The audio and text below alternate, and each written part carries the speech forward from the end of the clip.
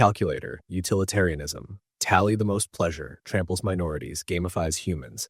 There is a comforting fantasy in numbers. If we could just count correctly, we would finally be good. Calculator utilitarianism is that fantasy turned into a moral system. It says, add up the pleasures, subtract the pains, choose the option with the highest score.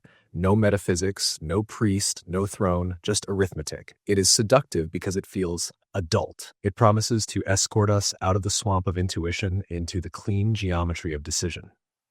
But watch the move. People become entries, harms become costs, lives become chips that can be traded if the stack grows high enough. When the spreadsheet closes, someone unseen pays. The first mistake hides in the word we. Who is included in the summation, and how are their experiences weighted? The calculus pretends to be neutral, but someone chooses the units and the horizon. A factory gets built. The ledger counts jobs and output, discounts the asthma and the river. A policy jails thousands. The ledger counts deterrence, discounts the children who will learn to greet the world through glass. The algorithm sorts students. The ledger counts merit, discounts the neighborhoods that couldn't buy tutors. Aggregates can be honest. They can also be a laundry for erasures.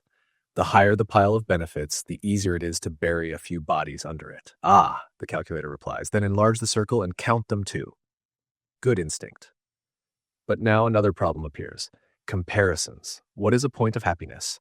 Who sets the exchange rate between boredom and humiliation, between 100 pleasant afternoons and a single night of terror? We can build instruments, surveys, proxies, markets, but instruments inherit our biases. The hedonic yardstick bends toward those who designed it. You end up codifying the tastes of the comfortable as utility and the endurance of the poor as tolerance. The math feels clean. The world does not. Calculator utilitarianism prefers what it can measure. Some goods cooperate: calories, throughput, traffic speed. Others resist: trust, dignity, a child's sense that adults are safe. What resists measurement is not less real. It is often more foundational. If you optimize only what you can meter, you will eventually break what made the meters meaningful.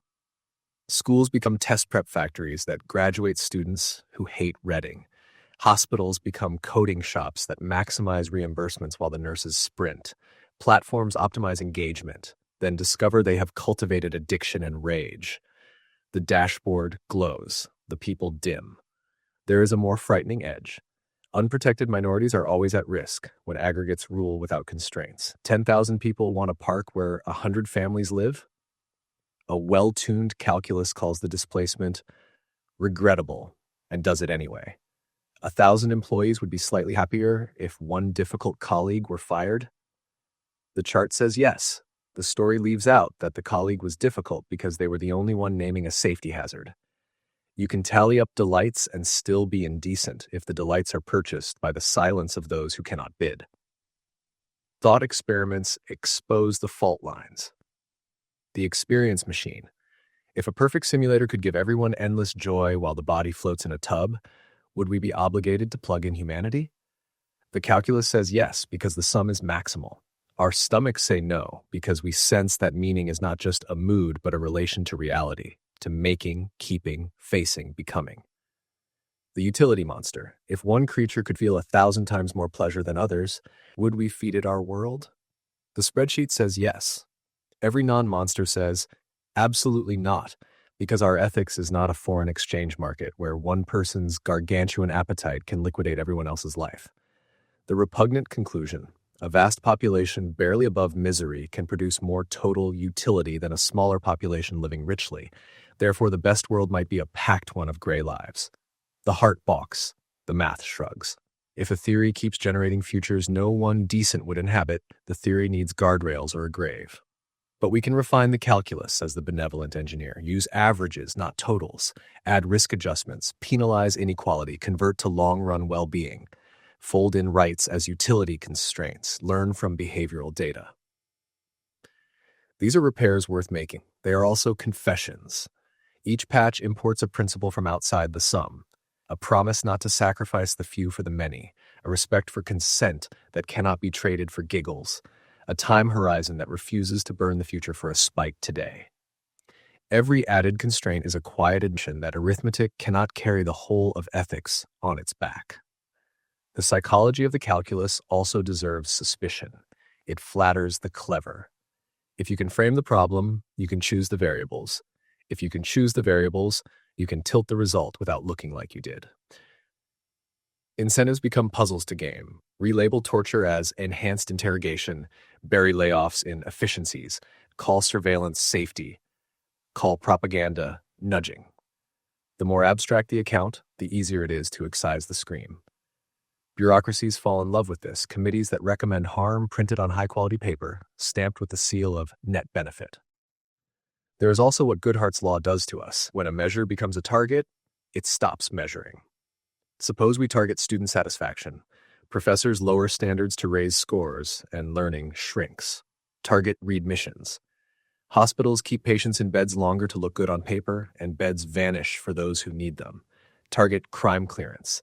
Police reclassify crimes so the rate falls while the harm does not. The calculus thinks it is optimizing reality. It is optimizing theater. Calculator utilitarianism's defenders will say, but the alternatives, rule worship, virtue posturing, sacred taboos, are worse. We know how moral certainty fuels atrocity. We know how obedience ethics launders cruelty. True. The answer is not to throw away outcomes. It is to refuse to reduce ethics to outcomes. Imagine morality as a tripod. Outcomes, rights, and virtues. Kick away either of the latter two, and the camera of judgment falls. Outcomes matter because pain and joy are real. Rights matter because people are not exchangeable units. Virtues matter because the character of agents determines how power behaves between rules. What is salvageable from the calculus? Much. Asking what happens next is a moral revolution in many rooms. Counting the costs of our righteousness on the people we do not see is an antidote to vanity. Generosity with attention, looking for spillovers, externalities, unseen burdens, is love by another name. Consequences are not beneath ethics, they are part of its bloodstream. The mistake is to treat them as the whole body. How, then, to live with numbers without letting them rule us? Start with inviolable floors. There are things we do not do, no matter the sum. We do not deliberately punish the innocent. We do not target non-combatants. We do not torture. We do not enslave. We do not turn away the drowning when rescue is possible. These are not anti-utility superstitions. They are the hard-earned boundaries that keep the calculus from devouring its operators.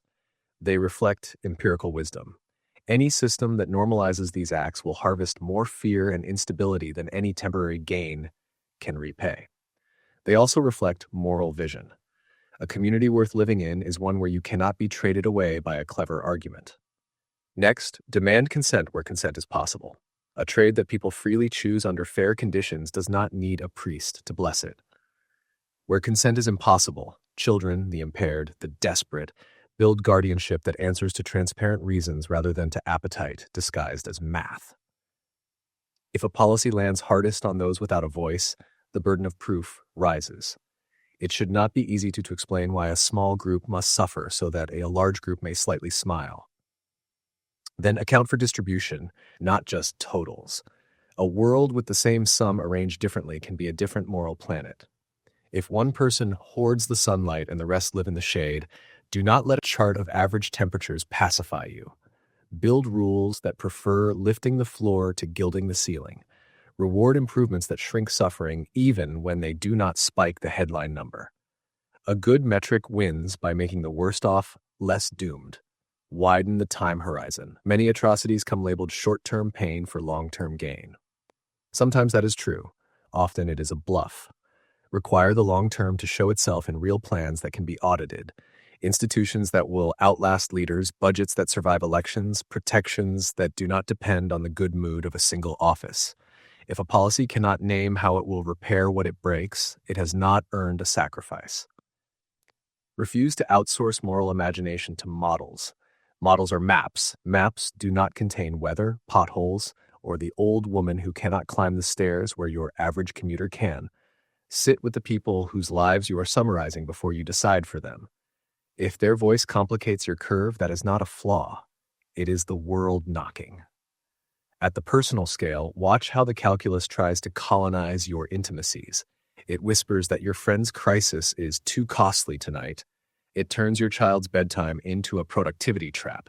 It tallies your partner's needs as inefficiencies in your schedule. Keep a part of life where numbers are forbidden, not because numbers are evil, but because love with a meter will always come up short. You will count what is easy and forget what is precious. When you lead, design dashboards that are honest about what they do not capture. Put a blank box next to the chart labeled "Things We're Not Measuring That Could Bite Us." Fill it with stories from the ground. Pay people whose job is to argue with your numbers using the lives they see. Publish failure and the repairs that followed. Make it embarrassing to ignore the low voice with the inconvenient detail. Do not let the most articulate person win the argument by default. Teach the young the difference between cost-benefit analysis and moral reasoning. The first is a tool in the second's toolbox. The second asks, what kind of people are we becoming if we take this bargain? What habits are we reinforcing? Who learns what about power from this decision? You can save money by frightening the poor out of hospitals. You can reduce petty theft by amputating hands. You can increase organ supply by harvesting without consent. The fact that a ledger can be made to smile is not the end of the conversation. It is the beginning of a different one. Do we want to be the kind of people whose smiles look like that? There is a sentence worth carrying into rooms where the spreadsheet has already begun to glow.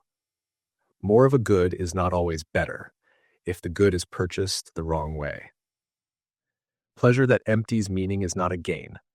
Efficiency that salts trust is not an upgrade. Speed that runs over the slow is not progress. The calculus must learn to bow. Bow to rights that cannot be traded. Bow to persons who cannot be averaged. Bow to futures that cannot be discounted just because they are far. Bow to a humility as we will count what we can, but we will not pretend the rest is nothing. Finally, remember that the best joys are obstinate. They resist capture by a ledger because they are woven into relations, not packaged in units. The neighbor you greet by name for 10 years, the team that learns to argue well, the city that keeps its promises through a storm, the child who trusts her own voice because adults did not sell her safety for someone else's convenience.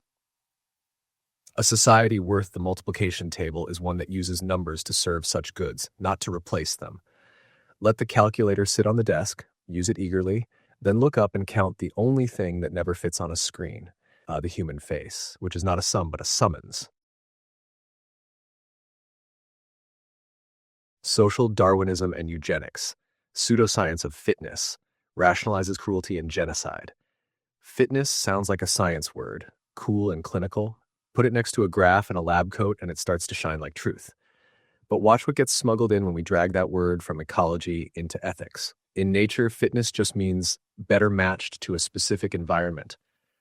More offspring this season at this latitude under these pressures. It's descriptive and fickle. In social hands, fitness mutates into a rank. Those who have thrived because they deserve to. Those who struggle deserve to because they struggle. What was a moving target becomes a moral cast. And once worth is a blood property, cruelty looks like housekeeping. Social Darwinism is not Darwin. The scientist traced selection. The ideology worships it. The biologist described a process by which traits spread. The ideologue declares that the spreading is proof of virtue. It is a bait and switch. Turn a pattern into a policy, a tendency into a tribunal. The moment you declare that success means superiority, every winner becomes a priest and every loser becomes a lesson. You don't need to ask what winds blew, what ladders were pulled, what nets were knotted. The scoreboard sanctifies itself. Enter eugenics, the administrative wing of this metaphysics. Eugenics says if fitness is the measure of worth, then we will improve the stock. We will sort, sterilize, segregate, deport, forbid marriage, seize children, measure skulls, time bodies, rank minds, police wombs. We will dress prejudice as policy, then launder policy as compassion, preventing suffering, protecting resources, helping nature. It is the oldest arrogance in a new lab. We will breed a better human by erasing the ones we fear. Why does this seduce otherwise decent people? Because it promises clean lines in a messy world. Anxiety about scarcity asks for triage. Eugenics answers with a ruler. Fear of disorder asks for prediction. Social Darwinism answers with a story that blames victims. Elites want justification. Fitness provides a mirror that flatters. Tired reformers long for speed. Eugenics offers a lever supposedly harder than culture, faster than education, more permanent than policy. You don't have to fix neighborhoods or schools, you can fix bodies. The core mistake is a moral tautology wrapped in statistics. Those who thrive are fit. We know they're fit because they thrive. That loop eats evidence for breakfast. Born into wealth? Fit. Survive brutal conditions? Fit in the wrong way. Tough but dangerous. Keep them out. Need help? Unfit? Proof arrives in the asking. Every outcome becomes a cause. Every cause becomes a verdict. Poverty becomes a gene. Privilege becomes a virtue. History becomes destiny. Add the confusion of levels. Population averages tell us something about distributions. They tell us nothing about the worth of any single life. Yet eugenic thinking slides from, on average, X correlates with Y, to this person with X is worth less of Y. It is numerology in a lab, ambient noise turned into a moral key. Even when the numbers are real, they are never the whole. Nutrition, trauma, pollution, schooling, safety, hope. Environment writes in the margins of every genome, then the ideologue rips off the margins and calls the page complete. Notice the metaphors. People become stock, breeding lines, carriers, defectives, burdens, degenerates, superfluous, unfit. The language does the first violence, turning faces into files, neighbors into variables, mothers into containers, children into projected costs. Once you accept livestock vocabulary for human beings, you have unlocked a part of yourself that can do anything and call it improvement. You can make lists. You can make trains. You can sleep. There is a quieter version. The polite technocrat who would never say breed and cull, who speaks instead of optimization and allocation. They do not shout, they model. But the moral DNA is the same. The belief that some human lives tax the spreadsheet so heavily that the spreadsheet must answer by shrinking the lives. Watch for the euphemism, quality. It can mean care that relieves suffering. It can also mean a plan to relieve the caring by shrinking the number of sufferers. Eugenics borrows the aura of science while breaking its spine. Science asks, what would disprove me? Eugenics asks, what will certify me? Science loves anomaly. Eugenics fears it. Science expects to be surprised by the poor child who becomes a mathematician, the chaotic home that raises a healer, the underestimated mind that redraws a field. Eugenics is allergic to surprise. It lives by averages and enforces them. It trims the tall poppy in the wrong neighborhood and fertilizes the weeds in the right one because background is destiny. Then it calls the harvest proof. Here is the cruelest trick. Eugenic policies create the very evidence they cite. Deny a group safe housing and you will get illness. Deny schools and you will get lower scores. Deny dignity and you will get despair. Then point, C, deficit. The deficit becomes a pretext for more denial. This is not evolution. It is engineering of failure. Oppression is rebranded as natural selection, and the victims are written up as nature's note-takers. But heredity matters, someone says. Some diseases are genetic. Some traits are heritable. True. The frank truth is not our enemy. What we do with it can be. A sane society uses knowledge of heritability like a scalpel to cut suffering, not like a stamp to mark souls. Genetic counseling, offered, not imposed, can help families choose with eyes open. Public health screens can prevent pain when paired with consent, confidentiality, and support. Research can target cures rather than stigmas. The difference is consent and the orientation of care. Do we aim at outcomes you choose for yourself, or at outcomes someone else chooses for you in the name of the species? The consent test is the first bright line. If your improvement requires tying someone down, drugging them into silence, or outlawing their family, you are not doing medicine. You are performing a sacrament to power. The reversibility test is the second. Could the rule be turned on you by a different majority with different metrics of fitness, age, belief, ancestry, without becoming monstrous? If yes, the rule is a weapon waiting for another hand. The harm accounting is the third. Are you counting secondary damage, trust lost, communities shattered, knowledge destroyed when outsiders stop coming forward because the lab now has a lock? If not, your numbers are anesthesia, not analysis. Social Darwinism also misunderstands the ecology that actually builds fitness in human societies: cooperation. Ants are not strong because the queen is. They are strong because the system is. Humans thrive by pooling risk, diversifying strategies, and trading talents across differences. Homogenize a species and you make it fragile. Homogenize a society and you invite catastrophe. The very variation eugenics fears is the insurance policy it tries to cancel. Today's unusual mind is tomorrow's workaround. Today's burdensome elder is tomorrow's memory bank. Today's costly child is tomorrow's composer unless the clipboard decides the cost is final. The ideology preaches extraction, drain resources from the weak to invest in the strong, as if strength were a static property rather than a dynamic achievement of support. But look closely. Every self-made story, when told honestly, is a we-made story.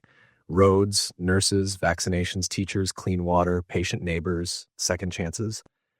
Social Darwinism is the ingratitude of the lucky codified into law. It forgets that the survival of the fittest, in human terms, has always really been the survival of the fitted, those fitted into nets others wove. A word about intelligence that idle eugenics adores. We can measure some cognitive skills with tests, and those skills matter. But the tests are flashlights, not suns. They light where we point them. They measure what a culture has chosen to reward. They are influenced by preparation, stress, stereotype threat, language, nutrition, sleep, and the invisible geography of growing up. An honest scientist treats scores as partial signals in a noisy world. A eugenicist treats them as verdicts. One uses them to match help to need. The other uses them to match destiny to birth. The modern mask for these old ideas is often an algorithm. We feed historical data into a model and ask it to predict risk, recidivism, success, cost. But historical data is a biography of our biases.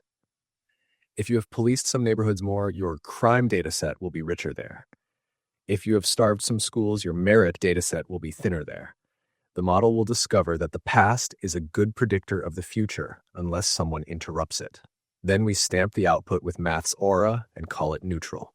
It is eugenics with better fonts, ranking souls by inherited signals of power and calling it foresight. What is salvageable here? The small, cautious insights of population genetics, that some conditions cluster in families, that prevention is kinder than cure, that we can invest early to prevent late suffering, that environment and genes are partners in every story. Also salvageable, the demand that policies attend to consequences in the real world, not just to intentions. The rest, the ranking of worth, the sorting of destinies, the fantasy of pure stock, is wreckage. Leave it in the museum with other instruments of calibrated harm. How do we build a counter-ethic? Start with unconditional human dignity. Not because everyone is the same, but because worth is not a function on traits. Dignity is the rule that shutters shops that sell people. It is the rule that bars policies that treat any group as expendable raw material for someone else's paradise. Build a capabilities politics. Ask what each person needs to develop real options: health, safety, education, time, access, voice.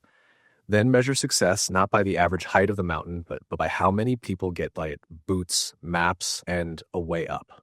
A society is strong when the floor rises, not when the ceiling glitters. Invest in universal basics precisely because they are universal. Nutrition, prenatal care, vaccinations, clean water, safe shelter, early education. These are the quiet eugenics the decent should love, not the pruning of people, but the pruning of preventable pain so more people can flourish. The dividends look like fitness by any sensible measure, but the method is solidarity, not sorting. Code consent and privacy into every use of genetic knowledge. Counseling, not coercion. Options, not orders. Protections against discrimination so that no one's genome becomes a leash. Research oversight that includes the people historically turned into subjects. Change language. Ban livestock metaphors from public life. Speak of persons, families, neighbors, communities. When you must speak of risk, speak of context that raise it and repairs that lower it. Replace burden with obligation, ours to create conditions where fewer lives are crushed in the machinery. Replace defective with suffering, where suffering exists, and then ask what relieves it. Replace pure with safe and keep safe for water, food, and workplaces, not for blood. Create friction in the places where ranking becomes fate: admissions, hiring, sentencing, benefits. Blind some reviews, randomize some tiebreakers, audit disparities. Add human panels with authority to overrule a model when the story demands. Make it easy to appeal when a score stamps a future. Make it prestigious to reverse a wrong verdict. Teach history not as shame, but as literacy. Show how the prettiest words were tied to the ugliest acts, so that when the words return in new costumes, your children recognize the tailoring. Put on the same page the sanctimony and the sterilization, the calculus and the camps, the credential and the cruelty, not to paralyze but to immunize. And at the intimate scale, practice anti-eugenic attention. Refuse to read a person off their category. Stay curious about the outlier. Sponsor unlikely talents. Interfere with despair by offering scaffolds where the world has offered only verdicts. When you hear yourself thinking people like that, pause. Replace the sentence with a name and a plan. A last set of diagnostics to carry. The blood test. If a policy's moral force depends on who someone's grandparents were, tear it up. We do not inherit guilt or inferiority like eye color. The baby test. If the imagined solution involves preventing whole kinds of babies from being born for the comfort of those already living, you have wandered out of care and into control. The ladder test. If a rule kicks away the ladder on which the rule makers climbed, it is class defense, not science. The surprise test. If your framework cannot account for astonishing lives that bloom from unlikely soil, your framework belongs in a cabinet, not a constitution. The mercy test. If your plan has no place for reversal, apology, and reintegration, it is not improvement, it is domination with a microscope. Remember, the future's health depends less on purifying the gene pool than on purifying our institutions of the arrogance that pretends to own destiny. Societies do not become fit by culling. They become resilient by widening the circle of those equipped to help solve shared problems. The mind you would have dismissed as unfit may see the flaw in your reactor design. The child you would have sorted out may compose the music that steadies the hands of surgeons a century from now. Carry this sentence into any room where fitness is spoken as a verdict. We improve humanity not by sorting humans, but by strengthening the conditions under which more humans can improve. If the proposal on the table cannot be rewritten to honor that sentence, let the proposal go. Keep the science. Break the spell. Year Zero Utopianism. Purge the past to perfect the future. Ends in terror and famine. There is a special intoxication in the promise of the clean slate. The calendar resets to day one. The ledger is wiped. The old words are retired, the old songs banned, the old names forbidden. Children are told they are the first real citizens. Adults are told to become children again. All grievances suddenly have an address, yesterday, and there is a single cure: erase it. This is Year Zero Utopianism, the belief that we can subtract history to add justice, that by cutting roots we'll grow faster, straighter, purer. It is the most dramatic of moral shortcuts and one of the deadliest. The clean slate becomes a scorched earth. Why does it seduce? Because decay is real. Institutions silt up, traditions shelter injustices, elites encrypt their privilege in rituals and in rules only they can read. People suffocate under dusty arrangements that once served life and now serve themselves. Year Zero offers a clarifying fury. Tip the chessboard, throw out the pieces, redraw the squares, reboot the species. It promises speed where reform is slow, solidarity where society is fractured, meaning where boredom has grown mold. The old disappointments become fuel. The new anthem is gasoline. But the physics of social life does not bend to slogans. Memory is not garbage. It is infrastructure. Customs are not only costumes. They are code, imperfect, tangled, sometimes rotten, but also the living repository of how a people has survived winter and wolf. The knowledge of planting and flood, of craft and maintenance, of trade routes and seasonal shortages, of how to keep a city from poisoning itself. This is stored in habits, in guilds, in dusty manuals, in the minds of elders who never write. Year Zero burns the manuals and calls it courage. It exiles the elders and calls it equality. Then it discovers that fields do not obey ideology, that stomachs do not digest songs, that bridges resent purity tests. The mechanism of failure is always the same. First, language is captured. Yesterday becomes a curse word. Continuity is rebranded as treason. Everything old is renamed oppression. Everything new, liberation. Calendars are reset to prove that time itself has changed sides. Titles, teacher, judge, artisan, are soaked in shame until those who carry them either hide or are removed. Second, intermediating institutions are smashed. Unions, associations, churches, courts, professional bodies, even families were necessary. Year Zero demands a direct line from the leader to the people, unimpeded by those obsolete structures where competence used to live. Third, expertise is redefined as sabotage. The agronomist who says the soil cannot do what the pamphlet commands is a pessimist. The engineer who notes that steel and wishful thinking have different melting points is a wrecking element. The doctor who refuses a miracle cure is attached to the old ways. The cure for such disloyalty is removal, purge, reassign, re-educate. Fourth, supply chains are treated as metaphors. Year zero acts as if grain moves by will and not by schedules, roads, barges, spare parts, and mechanics who know which knock is harmless and which is fatal. The result arrives with perfect predictability and perfect surprise. Hunger. Hunger is year zero's first teacher and its last denial. When you tear up the network of know-how and trust that makes bread arrive, bread does not arrive. When you force people to abandon skills that no committee can replace quickly, competence does not materialize because it has been renamed bourgeois. When you insist that new doctrines about plant spacing, about harvest quotas, about collective labor will bend biology, the harvest refuses to be ideological. The earth is stubborn in a way that slogans cannot soften. Famine is not only an absence of food, it is an indictment of fantasy. Meanwhile, the moral climate grows thin and loud. Because the past has been painted as a single crime scene, any voice that remembers nuance becomes evidence of guilt. Denunciation becomes the people's favorite pastime and the regime's favorite instrument. Yesterday's friend becomes today's remnant, then tomorrow's enemy. The revolution begins by promising to end fear and ends by making fear a civic duty. Every dawn brings a new vocabulary test to survive. The correct greeting, the latest hymn, the new list of forbidden words. The people's energy is consumed learning how not to step on slogans. Year zero never stops at subtraction. It must also invent a replacement anthropology, the new human. The new human will love work without reward, obey without humiliation, produce without property, learn without teachers, heal without tradition, and change without grief. To accelerate the metamorphosis, year zero legislates personality. It outlaws irony and nostalgia. It polices affection, whom you may marry or must leave, which family ties are progressive and which reactionary. It confiscates memory itself and calls it emancipation from superstition. It builds museums to burn yesterday in and assigns children to guide the tours. But the human being is inconveniently mammalian. We attach, we remember, we copy, we grieve our dead. We carry loyalties and recipes and stories that cannot be replaced by a single speech. So the project escalates. What could not be persuaded must be punished. What could not be re-educated must be removed. Saboteur expands to include the unlucky, the hungry, the honest.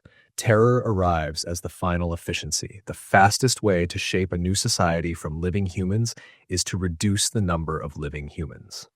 Year zero always says it is killing yesterday. It is killing people. There is a quieter failure too, ignorance of maintenance. The dreamers who can draft a new map cannot fix a pump. The zealots who can produce a magnificent anthem cannot produce spare parts for the buses. The young who can shout down an old poem cannot repair the old bridge that keeps their grandmother within reach. Maintenance is boring. Year zero hates boring. But nothing civilized survives without boring. Garbage must be collected. Sewers must flow. Vaccines must be refrigerated. The wall must be patched before the rain arrives. A revolution that despises maintenance is a funeral with posters. Some will insist, but radical breaks are sometimes necessary. The old order is not a house you can just repaint. It is a prison you must escape. There is truth here. Some inheritances are toxic. Slavery laws, caste rules, codes that fix half the population under the other half's boot, ceremonies that give injustice a halo. The salvageable insight in year zero is moral impatience with entrenched harm. The fatal mistake is to assume that because some structures must be dismantled, all must be. Because some stories are lies, memory is the enemy. Because some experts are corrupt, expertise is a con. Because some compromises prolong injustice, compromises betrayal. So what do we keep when we break? Keep the seed banks, literal and figurative. Keep repositories of knowledge that the ideology cannot write. Keep parallel ledgers of what works and what breaks. Keep craft alive through guilds, schools, apprenticeships that can't be replaced by decrees. Keep the people who know where the pipes actually run. Keep libraries, even of the hated past. The future will need to argue with its ancestors, not pretend it had none. And when you must change quickly, build with reversibility in mind. Fast reforms should be safe to fail. If the pilot goes wrong, the village does not die. Try a policy in a district. Let neighbors watch, measure, invite critique, adjust. Year zero despises pilots because pilots confess uncertainty. Any ethical redesign that can survive reality loves pilots because pilots confess humility. Launch with off-ramps.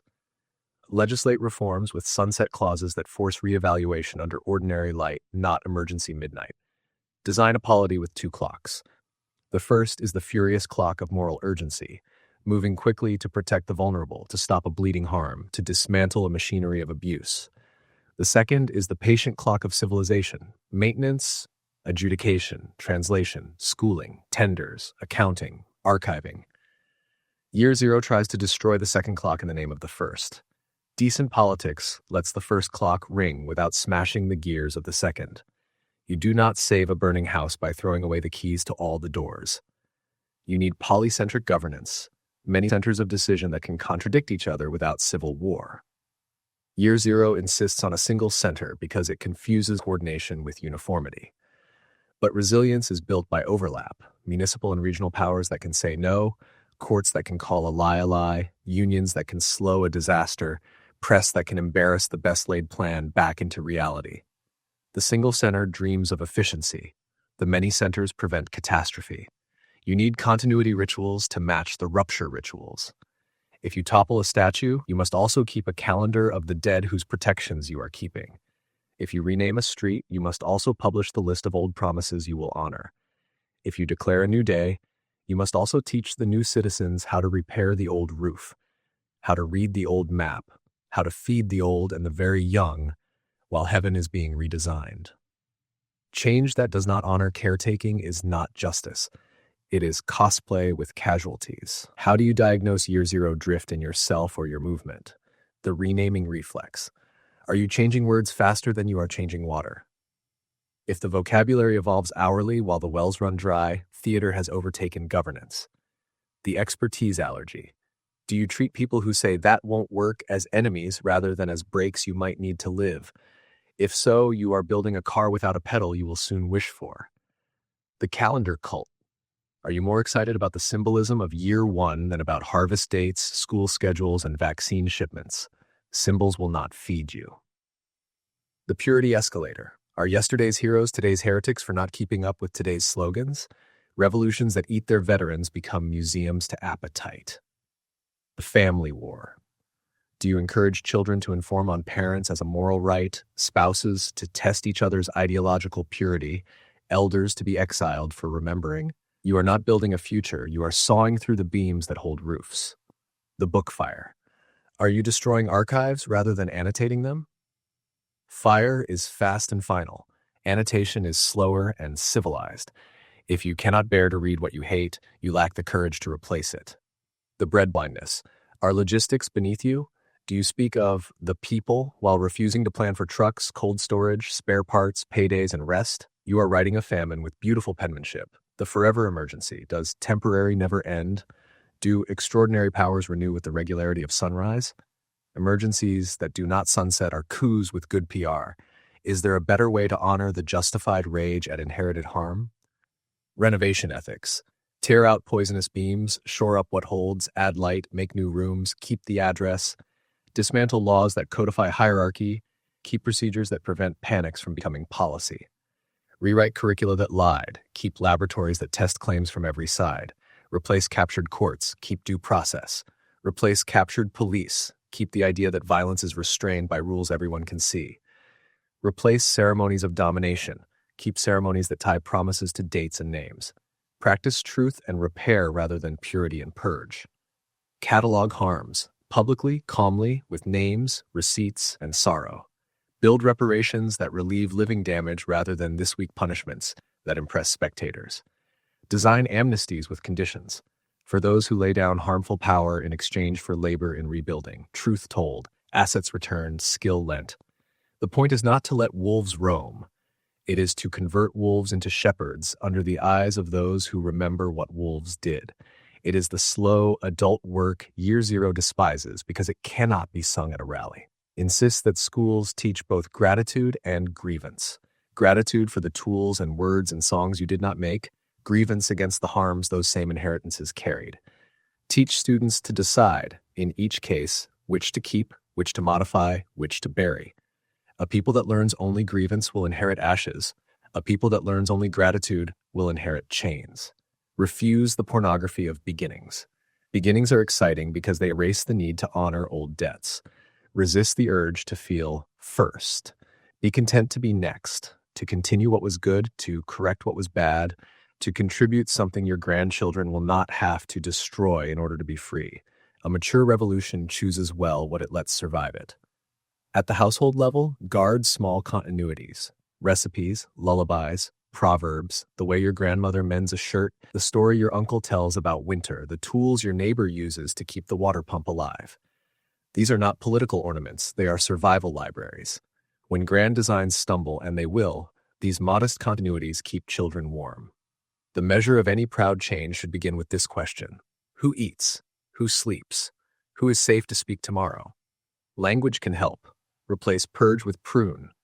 Replace erase with amend. Replace root and branch with root care and branch graft. Replace year zero with year next. Replace final with first draft. Replace enemy with opponent. And keep enemin for plague, corruption, and lies. Words will not discipline reality, but they can discipline us enough to notice when we are acting like gods and forgetting we are neighbors. And never forget the most humbling lesson: means make ends. A society built by terror expects future terrors. A society built by deliberation expects arguments. A society built by logistics expects deliveries. If you want a future where dissent is ordinary and food is plentiful, do not practice silencing and scorn supply. If you want a future where promises are believable, govern by promises now, not by exceptions inflicted at midnight on people who cannot answer back. Year zero utopianism will forever be tempting because it flatters our rage and our imagination. It tells us we are pure enough to start the clock, wise enough to reset the map, strong enough to rename gravity. The antidote is not cynicism, it is stewardship. Stewardship is the art of carrying the living across the bridge of time, repairing that bridge while we cross, building new spans where the river has shifted, teaching the next hands where the bolts go and why. Stewardship ties justice to bread, courage to humility, change to memory. Carry this sentence to any room where someone proposes to abolish yesterday for the sake of tomorrow. The future worth having grows out of compost, not concrete. Compost honors decay by turning it into nourishment. Concrete hides rot until the building falls. If your revolution cannot name what it will compost, it is pouring concrete over a field it has not learned to farm. The people will be asked to live on slogans. Slogans are not calories, and no calendar, however new, can feed a child. Command communism, total planning for equality, produces shortages, fear, and gulags. Command communism begins with a generous ache. No one should be hungry, houseless, discarded. It looks at the casino of markets and the palaces of oligarchs and says, enough. If we plan together, we can share fairly. The impulse is human. The instrument chosen is steel. Centralize ownership. Abolish private capital. Replace prices with plans, firms with ministries, entrepreneurs with commissars. Equality by design, prosperity by decree. What could generosity do with a map and a will? On paper, it feels elegant. If the whole economy is one firm, we can aim it like a rocket. Inputs match to outputs, quotas to needs, warehouses to winters. Waste melts in the light of the 5-year plan. Exploitation evaporates when wages are no longer leverage. In place of 1,000 selfish signals, one benevolent brain. The seduction is the promise that goodness can be engineered. No messy bargaining, no invisible hands that forget the invisible, no profits squeezed from someone else's ribs. Just coordination, compassion, and the strong arm of the state making sure compassion is not optional. But coordination at a civilization's scale is not arithmetic. It's weather. Needs do not queue, they collide. Tastes change, harvests fail, machines break. A stubborn bolt can delay a railway, and a delayed railway can starve a city. Markets discover this the rough way through loss and reroute. Planners must guess right the first time, then pretend their guesses were inevitable. Error under monopoly is not simply expensive, it is absolute. When the plan is wrong, everything is wrong at once. The wrong boots in every shop, the wrong bolts in every factory, the wrong grain in every silo, while newspapers announce triumphs that citizens cannot eat. Information corrodes in fear. The center needs truth. How much ore, how many tractors, which river is frozen, which manager is incompetent, which harvest is failing, which city is lying. But plans become punishments. Failure becomes sabotage. If the report that says we cannot meet the quota is a confession of treachery, the report will not say it. It will invent numbers to survive the week. And so the plan is fed a diet of fantasy until fantasy becomes policy, and policy devours the real. This is the iron law of command. When error invites prison, reality becomes contraband. Command communism overestimates calculation and underestimates character. It imagines replacing the greed of owners with the virtue of officials. But when officials control rations, houses, jobs, and exit permits, virtue is not what grows. Petty tyrannies proliferate in the shadow of grand ideals. The warehouse clerk who rations medicine for favors, the party secretary who sells signatures, the policeman who sells silence. Corruption is not a deviation, it is an adaptation. In a system where everything valuable is allocated, every allocator becomes a minor god. People learn to worship with envelopes. The moral story is harder. In the name of the people, the person disappears. Class enemy, wrecking element, kulak, deviationist. Labels replace names so that punishment can move at scale. Surveillance becomes a sacrament. Denunciation becomes a civic hobby. Prisons bloom in the name of equality. The gulag is not an accident of personalities. It is a pressure valve built into a machine that cannot admit it is failing. If the plan is sacred, doubt is heresy. If the state is the engine of justice, obstacles are criminals. If the future is guaranteed, dissenters are saboteurs of destiny. Terror arrives not as contradiction, but as logic. Scarcity becomes a calendar. You queue not only for bread, but for certainty. Will there be meat this month, shoes this year, soap this winter? Shortages are rationalized as discipline. The people must steel themselves for the radiant future. Yet the shortages are not a noble tax on progress. They are a receipt for misallocation. An economy without prices must invent them. Political prices, favor prices, loyalty prices. The currency of survival becomes connections. Equality becomes theater performed in the language of ration cards. Behind the curtain, a different market thrives. But markets are cruel, the defender says. They sort by wealth, they waste lives to teach lessons. True, command's promise is not wrong about the problem. It is wrong about the instrument. It tries to replace plural competing errors with one error that can arrest you. It imagines that abolishing ownership abolishes greed. It discovers that abolishing ownership concentrates power in fewer hands, the states, and power even read tempts like any other. In a private monopoly, you can leave the store. In a public monopoly, the store is the country. Look closely at incentives. In a planned factory, meeting the quota is survival. Quality is a rumor. So you make the nails to spec by weight, useless spikes that meet the number, or you make them to spec by count, needles that bend. You ship full containers of scrap to report 100% fulfillment. You smash a machine on December 31st so that next year's quota starts lower. You lock the doors at year's end so inspectors cannot count the unset boxes. The plan, meant to rationalize the economy, rationalizes deceit. The joke writes itself because it has to. Humor is the final free market. Command's allergy to plural centers, private firms, civic groups, free unions, obstinate papers, destroys resilience. Polycentric systems self-correct because the parts argue. Command calls argument division. It privileges unity above accuracy. Yet a society that cannot contradict itself cannot cure itself. When a city poisons its river under command, the newspaper praises the clarity of the water while children drink chemicals. When a vaccine batch fails under command, the inspector writes a poem. When a harvest fails, the pamphlet scolds the weather for class betrayal. There is a compassion to salvage in the wreckage, the refusal to accept that birth is destiny, the demand that work be honored, the intuition that basic goods, medicine, housing should not be luxury items. But these goods cannot be guaranteed by making everything a guarantee. A system that protects everyone from scarcity by giving the state scarcity's keys will soon use those keys for other doors. How do you recognize command drift before the barbed wire glints? The grain test. If the policy sounds sublime but cannot say who grows the grain, who repairs the threshers, who drives the trucks, who fixes the trucks, who builds the spare parts, and what happens when the bridge is out, it is a poem, not a plan. Poems warm, they do not feed. The truth temperature. Can the street say the factory failed without fearing a knock at night? If the answer is no, your plan's thermostat is broken. The system will overheat on lies until something explodes. The Q audit. List the things people wait for silently. If the list includes insulin, passports, court dates, and permission to move apartments, you do not have equality. You have equalized dependence. The naming rule. Can citizens organize independently under names the state did not assign? Unions not run by ministries, co-ops not birthed by decrees, newspapers that print corrections of officials. If these cannot exist, the system will not learn. The exit door. Can a person leave a job, a city, a party, a country? The power to exit is the humble cousin of freedom. Command locks exits and calls it commitment. Locked doors do not make loyalty, they make liars.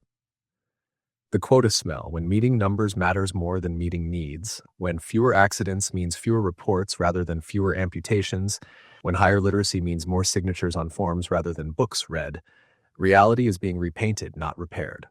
If you are still tempted by the clean map, design a mixed economy with hard guarantees and soft edges, not a command pyramid. Make certain goods non-negotiable by rights: primary health care, vaccination, potable water, basic housing, public education, funded publicly, delivered by a plural ecosystem: public providers, co-ops, nonprofits, regulated private actors. Let prices coordinate where they shine, allocation within caps and floors, but fence them inside constitutional limits. No child labor, no monopolies that sit on throats, no purchase of the planet's stability by a quarters report. Keep many centers of calculation, municipalities, firms, associations that can contradict one another without fear. Let failure be survivable and visible, not fatal and secret. Build planning where planning works. Critical infrastructure, disaster logistics, decarbonization trajectories, vaccine stockpiles, transit networks. Publish the plan, invite abuse, pay for disproof, iterate. Treat planners as gardeners, not gods.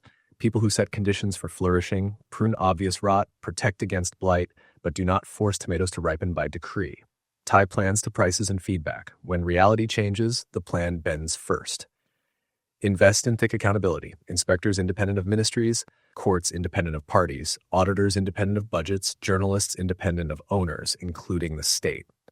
Protect whistleblowers as if they were bridges, because they are. The best day in a decent system is the day a low-ranking clerk stops a catastrophe by violating protocol in the name of truth and keeps their job.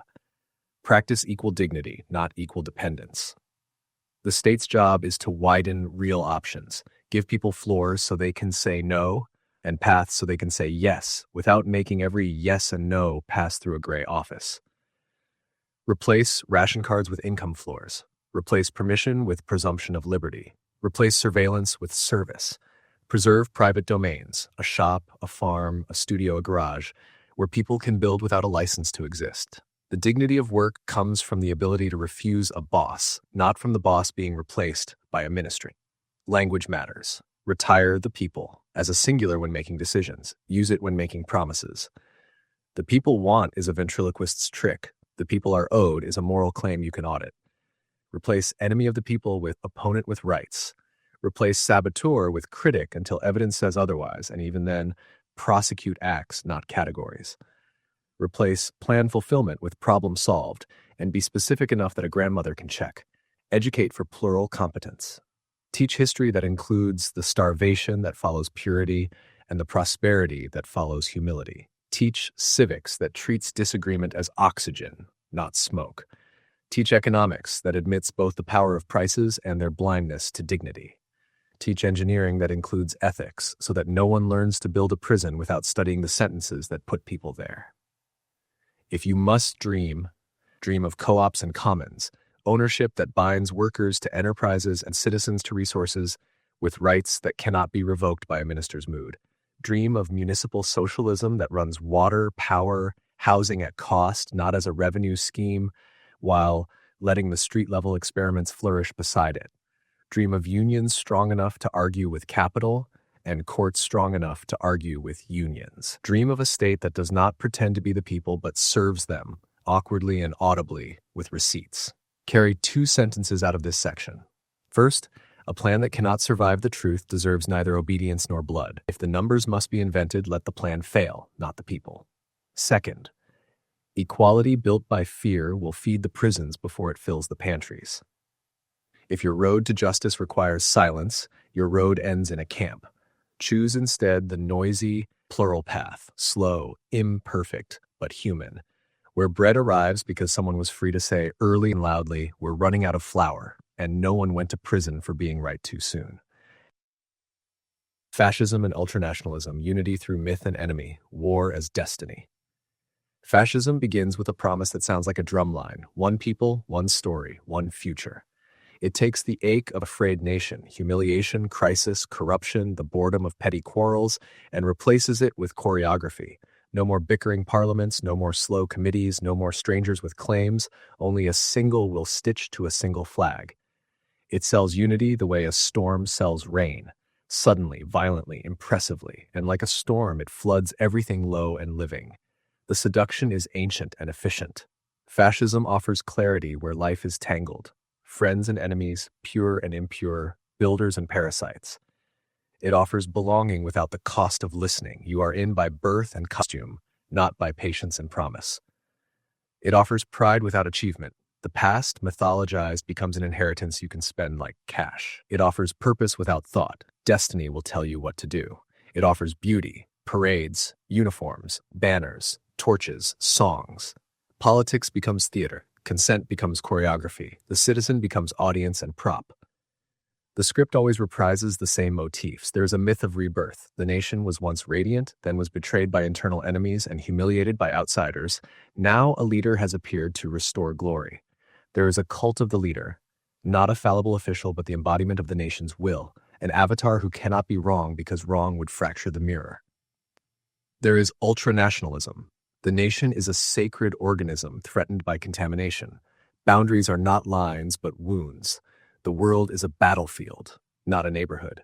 There is anti-pluralism. Dissent equals disloyalty. Complexity equals decadence. Minorities are tolerated only as decoration, never as authors. Fascism binds with myth, not memory. Memory is full of receipts. Myth is full of absolutions. Memory remembers the neighbors your grandfathers arrested and the bridges your grandmothers built. Myth remembers a golden age the archives somehow mislaid. From myth, it extracts mission: cleanse the nation of weakness, reassert rightful dominance, avenge historical slights, settle internal scores under a patriotic drumbeat. This is why fascism is so fluent in humiliation. It maps private grievance onto national grievance, promising a reversal so total it will feel like destiny. You were ignored, now they will kneel. The movement polishes a set of moral inversions until they shine. Loyalty outranks law. Force outranks reason. The leader's intuition outranks institutional process. The uniform outranks the individual. Peace means victory after conquest. Honor means avenging symbolic injuries with physical ones. Purity means shrinking the circle of belonging until enemies appear in every mirror. Masculinity is staged as permanent readiness to strike. Femininity is pressed into fertility and display. Mothers for soldiers, daughters for the nation's future, both patrolled for signs of treachery against the blood. Fascism treats pluralism as pathology. It does not debate, it diagnoses, then purges. Political opponents become degenerates, traitors, cosmopolitans, rats, germs, vermin, filth. The metaphors are never random. Disease and infestation are the preferred lenses because they imply that killing is cleaning. When a person becomes a pathogen, extermination becomes a kind of hygiene. You can feel the order arriving like bleach. The information ecology shifts first. Fascism does not merely lie, it makes truth feel exhausting and loyalty feel refreshing. It floods the zone with noise so that fatigue does the censor's work. Journalists become enemies of the nation, teachers become brainwashers, artists become decadents. The regime sponsors staged facts, statistics without auditors, testimonials without names, spectacles without context, until reality is something only the leader can reveal. Conspiracy becomes common sense. Expertise becomes treachery. The people are taught to distrust their own eyes unless the flag stands behind them. Institutions are synchronized. The German word was once precise, Gleichschaltung. Courts receive new definitions of crime. The police receive new permissions. The civil service receives new loyalties. Business receives new rules. Cartels blessed if compliant. Unions crushed unless subservient. Paramilitaries sprout. Men with armbands who do the illegal things the law is not yet ready to do. The state's hand grows many fingers, some gloved, some mailed. Fear becomes the most efficient administrator. Economically, fascism claims to despise both laissez-faire and socialism. Practically, it loves crony corporatism. It fuses state power to favored firms, promises national revival through projects, substitutes mobilization for productivity, and treats labor as a pool for spectacle and war. Wages are disciplined by unity, strikes are treason, profits flow to those who flatter power. The market remains, but its referees are chosen in the leader's office. The ledger is read for pride, not for prudence. Abroad, fascism reveres violence as pedagogy. War is not a regrettable last resort. It is destiny's highway and the nation's gymnasium. Children are taught to sing of death as a kind of graduation. Maps are taught as appetites. Treaties are tools to be broken when convenient. Neighbors are rehearsals for conquest. Borders are suggestions history will soon correct. The soldiers who die are called seeds for the nation's harvest. The civilians who perish are called collateral in the purification of the earth. The country becomes a barracks with a ballot box as a prop. The psychology underneath is not mysterious. Fascism weaponizes shame, fear, envy, and the craving for significance. It tells the humiliated, your pain is the nation's, your rage is holy. It tells the fearful, we will make you safe by making them afraid. It tells the envious, their success is theft, we will reclaim. It tells the anonymous, march with us and you will be seen. It offers safety as submission, meaning as obedience, community as uniformity. The price is your mind and your neighbor. It also offers aesthetics of unanimity. To stand in a crowd of identical bodies, moving as one, can feel like transcendence. You are relieved of the burden of being singular. The flag replaces the family for an hour. The leader's voice replaces your interior monologue. The relief is real and dangerous. Transcendence without accountability is precisely what allows decent people to do indecent things while calling the feeling holy. Fascism's gender politics are not side plots. They are engines. The regime idealizes virility and polices it. Men must be hard, uncomplaining, war-ready. Women must be pure, fertile, homebound. Queer people are treated as sabotage against the nation's demographic destiny. The private sphere is surveilled as a strategic zone. Abortion is either mandated or criminalized depending on which is needed to serve the demographic myth. But in either case, women's bodies are state assets, not sovereign homes. Religion under fascism is used as incense. If it cooperates, it is placed near the dais. If it resists, it is denounced as foreign or effeminate. The sacred is conscripted for oaths, funerals, and forgiveness of state sins. The leader is not God, but he borrows God's entourage. The faithful are offered a shorter catechism. Love the nation first, and your soul will be forgiven the rest. What does fascism do to law? It replaces it with will. Emergency becomes the permanent weather. The leader's interpretation becomes jurisprudence. Judges are selected for obedience, not judgment. Prosecutors learn to see the regime's enemies as the law's enemies. Police learn that the only unacceptable violence is disobedient violence. Citizens learn to speak in lower register. The loudest words are left to the men with microphones. The costs are predictable and catastrophic. Minorities are hunted, neighbors disappear, artists leave or go silent. Minds shrivel into slogans. Children inherit the shards of the future their parents smash to feel powerful today. The economy, swollen with spectacle, fails to deliver steady bread. The army, fed with fantasy, drives the nation into wars it cannot win. When fascism falls, it leaves a crater lined with graves and lies. Afterward, the survivors must relearn how to argue without fear, how to remember without flinching, how to mourn without myth. Is there anything here to salvage? Yes, but it must be stolen back from the costume trunk and cleaned. Love of home is not fascism. Reverence for the dead is not fascism. Desire for common purpose is not fascism. Readiness to defend neighbors is not fascism. These are civic virtues. Fascism kidnaps them, intensifies them, strips them of humility, and turns them outward as weapons. Return them to their natural form. Patriotism as responsibility, not pride. Defense as protection, not domination. Community as hospitality, not exclusion. Memory as warning, not entitlement. How do you diagnose fascist drift early enough to stop it? The enemy need test. Would this movement collapse without an internal enemy to persecute and an external enemy to threaten? If yes, it is not a program, it is a hunger. The leader infallibility test. Is criticism of the leader recoded as betrayal of the nation? When a person becomes a country, both are in danger. The uniformity test.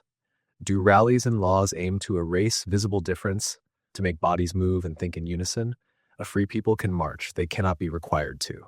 The myth versus memory test. Are archives replaced by legends, footnotes by slogans, nuance by fables of innocence? If the past is perfect and the present is treacherous, someone is sharpening a knife. The dissent temperature.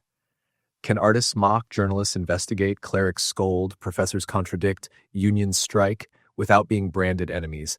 If not, the nation's lungs are failing. The gender patrol. Are women and queer people being conscripted into national destiny, policed as symbols, drafted into demographic battles? When wombs are flags, war is coming. The paramilitary glint.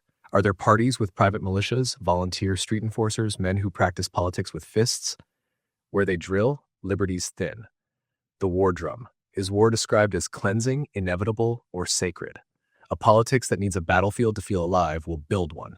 The business pact. Do tycoons and the leader trade favors for protection and contracts while unions are broken and small rivals crushed? That is not revival. It is cartel with anthem. The forever emergency. Are elections temporary, powers provisional, measures exceptional, renewed until language itself blushes?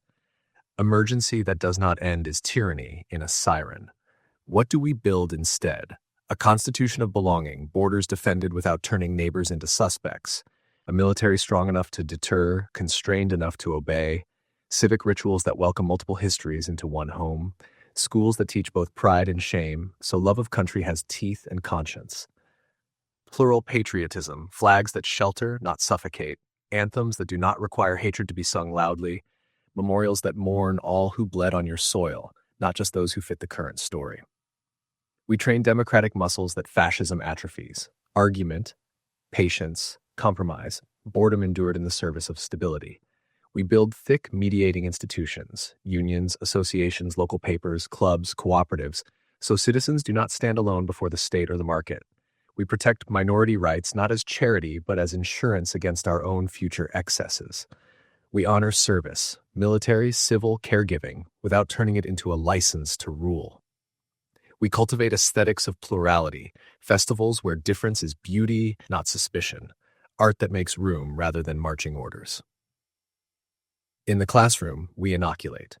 Teach young people to spot the trick, how humiliation is harvested, how enemies are minted, how myths are glued to memory, how violence is rehearsed as virtue, how uniforms change the wearer, how chants override conscience, how emergencies excuse everything. Give them counter-spectacles, ceremonies of apology, rituals of repair, parades for nurses and fixers, holidays for the lives saved rather than the enemies slain. And when the rhetoric of destiny returns, as it will, answer with stewardship.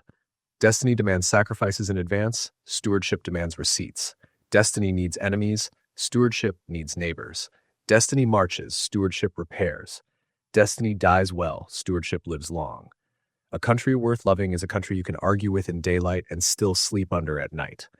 Carry two sentences from this. First, a nation that acquires an enemy to feel like a nation is already at war with itself. If your love of home awakens only when a fist is raised, it is not love, it's fear in costume. Second, make your country a promise, not a weapon. Promises bind us forward, weapons bind us to ghosts. When the parade ends and the drums quiet, the measure of the nation is not how loud it chanted, but how gently it held those who did not chant at all, and how bravely it refused to trade their faces for a myth that demanded a war to stay interesting. Technocracy and Solutionism, smart fixes without consent, optimizes people like parts. Technocracy sounds like relief. Bring me the engineer, the modeler, the doctor with the dashboard. Retire the speech makers. Replace mood with math. If a bridge collapses, you don't ask the poetry department, you call an engineer. If the climate is boiling, you want carbon curves, not campfire stories. So far, sane. The failure begins when a true insight, expertise matters, bloats into a regime. Expertise rules. When the answer to politics is get out of the way and let the smart people optimize, you have moved from medicine to monarchy, from diagnosis to domination, quiet domination, with charts. Solutionism adds a theology to the regime. For every human mess, loneliness, crime, distrust, poverty, there exists a fix that is mostly technical. Build the app, install the camera, push the nudge, change the interface, optimize the queue. If resistance appears, call it friction. If a value can't be plotted, call it soft. If a voice complicates the sprint, call it edge case. Solutionism sells mercy, will make suffering obsolete, and installs management. It speaks the grammar of care while asking the question of control. How do we make them behave? What seduces us is fatigue. Democracy is slow and rude. It needs town halls where people arrive with stories that do not fit a bar chart. It needs compromise that offends purists. It needs procedures that make zealots yawn. Technocracy offers the dopamine of decisiveness. We ran the numbers. We A/B tested your future. We shipped. The meeting ends on time, and a city begins to feel like a company with customers instead of citizens. Companies can be lovely. Polities cannot survive as help desks. The first malfunction is epistemic. Technocracy treats abstraction as clarity. It compresses lives into variables, then mistakes the compression for truth. Models are maps. Maps omit. Good maps omit wisely. Bad regimes forget there is an omitted world. Big data becomes whole truth, and the missing is blamed for not showing up in the dataset. You optimize for the part you can see until the invisible breaks. Hospitals hit throughput targets while nurses quit. Schools hit test score targets while curiosity dies. Streets hit clearance targets while trust evaporates. The dashboard glows, the room goes gray. The second malfunction is moral, authority without consent. People are optimized like parts, routed, nudged, filtered by systems they didn't vote for and barely understand. Frictionless becomes another word for voiceless. A camera watches a park for safety, and teenagers learn to be suspects in their own neighborhood. An algorithm triages benefits, and the unlucky learn that a peele is a link that rarely loads. A city replaces buses with on-demand shuttles, and elders discover that on-demand means on smartphone. The system congratulates itself on uptake. The absence of the excluded is logged as low engagement. Third, solutionism dissolves meaning into metrics. The point of a library becomes footfall, of journalism, clicks, of policing, response times, of welfare, fraud minimization, of universities, completion rates, of public conversation, sentiment curves, of art, engagement. The institution begins to serve the instrument. People inside learn to craft numbers that sparkle, and those outside learn to game them. Eventually, numbers govern the living the way grammar governs a song written by a machine, faultless and joyless, correct and untrue. Fourth, technocracy is allergic to accountability in plain speech. When harms appear, it retreats into complexity. The model is proprietary. The pipeline is too intricate to explain. Trust the process. This is not science, this is priesthood. Science shows its workings, priesthood shows its vestments. If the fix can't be explained to the people it fixes, it is not a fix, it is a takeover. The psychology underneath is tidy. Engineers of code, of roads, of policy solve for failures they can bear. They prefer problems with screws. But many social failures are not broken machines. They are conflicts of principle. They are griefs that need witness, not widgets. They are inequalities that need power shifted, not UX polished. If a neighborhood distrusts police because of generations of abuse, a body camera that uploads to a server controlled by the same department is not a solution. It is a mirror with a hard drive. If housing is unaffordable because scarcity is profitable to some, a landlord app will not invent square meters. If loneliness is epidemic because public life has been privatized, no notification system will supply a friend. You cannot pave your way to a promise you refuse to make. Solutionism also flatters leaders who fear political cost. It offers what they can purchase: systems, dashboards, contracts, pilots with ribbon cuttings. It spares them what they would have to risk: fighting capture, taxing extraction, confronting monopolies, inviting unions, sharing power. It lets a mayor say smart city instead of fair city, innovation zone instead of enforce the code, digital inclusion instead of build the bus line and keep fares human. The cameras multiply, the buses don't. Notice consent's quiet replacements. Opt-out becomes the only ritual of freedom in a world where the default has you by the wrist. You agreed to the terms. Yes, terms written in legal mist that trades groceries for privacy. Pilots proliferate with community partners that are not communities but contracted nonprofits. Public engagement is a whiteboard where a consultant writes what the loudest room says, then ships what the funder wanted. Everyone goes home with lanyards and hashtags. The homeless go home without homes. Isn't expertise good? Of course. You want bridges that stand, medicine that heals, code that doesn't leak your life. The salvageable truth is that competent institutions save time, pain, money, breath. The failure lies in substituting expertise for legitimacy, in pretending that because a solution is clever, it is also right. Because it is efficient, it is also just. Because it is possible, it is ours. Expertise should be a servant with receipts, not a sovereign with dashboards. What about nudges? Those gentle restructurings of choice that make better options easier? They can help. But watch the paternalism creep. A nudge that complements a real right is kindness. A nudge that replaces a real right is trickery. Default everyone into a pension they can exit. Good. Default everyone into a surveillance regime they cannot understand. Governance by ambush. Solutionism loves to call coercion choice architecture. If the architecture cannot be appealed by the people inside, it is just a nicer word for cage. Here are diagnostics catch technocracy before it claims the city as a lab rat and the citizen as a censor. 1. The consent test. Can an affected person say no without losing essentials, food, access, liberty? If saying no costs your life, you were never asked. 2. The reversibility test. Can we turn this system off without breaking the world it claims to improve? If not, your pilot is a power plant. 3. The thick data test. Do we match dashboards with diaries, ethnography, interviews, standing meetings with the people at the sharp end, or do we treat user stories as decoration? If no one with authority reads stories, the numbers are steering and the lives are tied to the roof. 4. The commons test. Does the fix grow shared capacity? Parks, sidewalks, clinics, buses, schools, libraries, or does it grow private dependency with glossy interfaces? Shared capacity outlives contracts. 5. The externality ledger. Are we counting the privacy bled, the autonomy lost, the time stolen, the dignity nicked by constant scoring? If not, your benefit cost analysis is a benefit brochure. 6. The exit door. Can citizens appeal, audit, and amend the algorithmic rules that classify them? Is there a human who can overrule the machine with reasons? If the answer is no, but the but is a euphemism for bow. 7. The equity mirror. Do false positives and false negatives fall on the same shoulders? If error predictably bruises the already bruised, optimization is hierarchy in code. 8. The paperclip alarm. Are we optimizing a proxy for the thing we love and slowly destroying the thing? If your hospital wins by reduced readmissions because people die at home, the machine is making paperclips out of patients. 9. The boredom index. Does your governance have space for the boring? Public procurement laws, maintenance budgets, minutes, notices, translations, posted office hours? If not, innovation is peacocking over rot. 10. The neighbor test. If this system were deployed by your worst political opponent tomorrow, would you still want it online? If not, you have built a weapon and called it plumbing. What does an anti-solutionist solution look like? It starts with co-design. Nothing about us without us. Not a Zoom survey, a seat. Budget, vote, veto. Pay the participants. People cannot eat civic virtue. Hold meetings where the bus actually goes.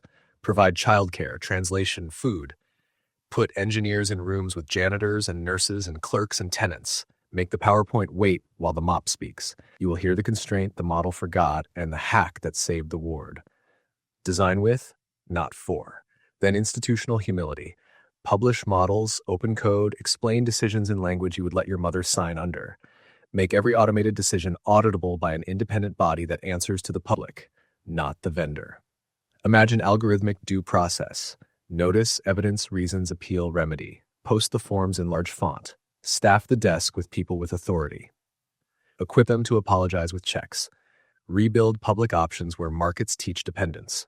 Public internet, public banking for basic accounts. Public transit with seats and dignity. Public identity that works without a phone. Build analog fallbacks for every digital system. The world catches fire, batteries die, fingers shake. A resilient polity respects paper. It trains clerks who can bend rules with reasons in a storm and log that bending for tomorrow's audit. Fund maintenance as glory. Give parades to crews who keep bridges alive, to sysadmins who patch without waking the city, to school custodians who keep lungs safe. If your budget staples the boring to the bottom, you are buying outages with slogans. Make it illegal to pilot new shiny things without pairing them with maintenance plans for the old unshiny that poor people still rely on. Recenter expertise as argument rather than decree. The best experts learn to say, here's what we know, here's what we don't, here's what we tried to falsify, here's how to test us, here's where to stop us. Require red teams to attack beloved solutions before deployment. Invite citizen juries, randomly selected, demographically representative, to hear expert evidence and recommend constraints. Tie big deployments to sunset clauses and kill switches owned by elected bodies after public hearings. If a tool cannot survive sunlight, do not let it into the pipes. Reimagine metrics as mirrors, not masters. Let numbers report to values. Put human outcomes at the top of the deck and proxies below, with arrows that show where the proxy can betray the value. Pay bonuses for admissions of metric failure paired with repairs. Create rituals where the person with the worst story in the room speaks before the person with the best chart. Make it a career achievement to decommission a harmful KPI. Teach a civic curriculum for engineers and a technical curriculum for citizens. Engineers should read case studies of unintended harm. Citizens should learn how models lie. Put deliberation skills in schools, how to listen, summarize an opponent fairly, distinguish risk from uncertainty, prefer reversible moves, detect solutionism when it is marketing a leash. A city that can argue well can also build well. Accept plural tools for plural problems. Crime prevention needs lighting in libraries as much as patrols. Addiction needs housing and hope as much as medication. Climate needs heat pumps and culture change. Loneliness needs benches and time as much as feeds. If your solution has only one verb, install, surveil, nudge, ban, it is not a solution. It is a hammer looking for scalpels to shame. Language can restrain hubris. Replace smart city with responsive city. Smart about what? Responsive to whom? Replace users with neighbors when the platform governs public life. Users are monetized, neighbors are answered. Replace optimize with balance when values collide. Safety with freedom, speed with fairness, privacy with convenience. Replace scale with steward when the thing in your hand is culture. What of emergencies? Technocracy loves a siren. Consent gets quiet when the building is on fire. Build emergency constitutions in peacetime. Rules for when to suspend rules, time limits for exceptional measures, independent review during and after, automatic compensation when rights are curtailed, hard requirements to step down from the exceptional to the normal. If you do not script the exit while calm, the exit will never come. Finally, recover the courageous sentence that Solutionism cannot say, some things are not problems to be solved, but relationships to be kept. A city with fewer benches but more apps will not be kinder. A school with more dashboards but fewer adults with time will not be wiser. A hospital with more telemetry but fewer unhurried hands will not be safer. A democracy with faster feedback but fewer ways to change the rules will not be freer. We need fixes. Yes, vaccines, bridges, software that doesn't spill our lives. But between the fixes, we need the fabric. Trust earned slowly, rights held stubbornly, voices heard inconveniently, maintenance paid boringly. Carry two sentences out of this. First, expertise earns authority. It never replaces consent. If the people cannot say no, you are not governing. You are managing livestock. Second, optimization without dignity breaks what it polishes. If the shiny system leaves the poorest person more watched than welcomed, pull the plug or change the plan until the poorest person can point to a place in it and say, that part is mine, and it listens. Meritocracy Myth. Winners earned it all. Cements privilege, blames the struggling. Meritocracy sounds like justice in modern clothes. It promises a simple covenant. Talent plus effort under fair rules yields success. No birthright, no bribes, no bloodlines. You can earn your way. We love this story because it makes the world feel both moral and negotiable. If I work, I rise. If you rise, you must have worked. And if someone falls, well, perhaps they didn't try. That last sentence is where the myth shows its teeth. The seduction is moral flattery. If I am doing well, meritocracy tells me I am not merely lucky, I am worthy. If I am in power, it reassures me I was selected by a process that rewards virtue. It grants the winners innocence and the system legitimacy in one move. But a myth that flatters the winners will always have a matching insult for the rest. If you're not thriving, maybe you're not valuable. Meritocracy quietly converts inequality into evidence of desert, and repackages structural advantage as personal excellence. Start at the starting line. Real lives don't begin with equal lanes and identical shoes. They begin with neighborhoods that change how far a scream travels, schools that change whether a teacher has time to look you in the eye, air that changes the strength of your lungs, libraries that change the size of your world, passports that change the border between dream and plan. Some children inherit dentists, tutors, quiet bedrooms, and a calendar padded with safety.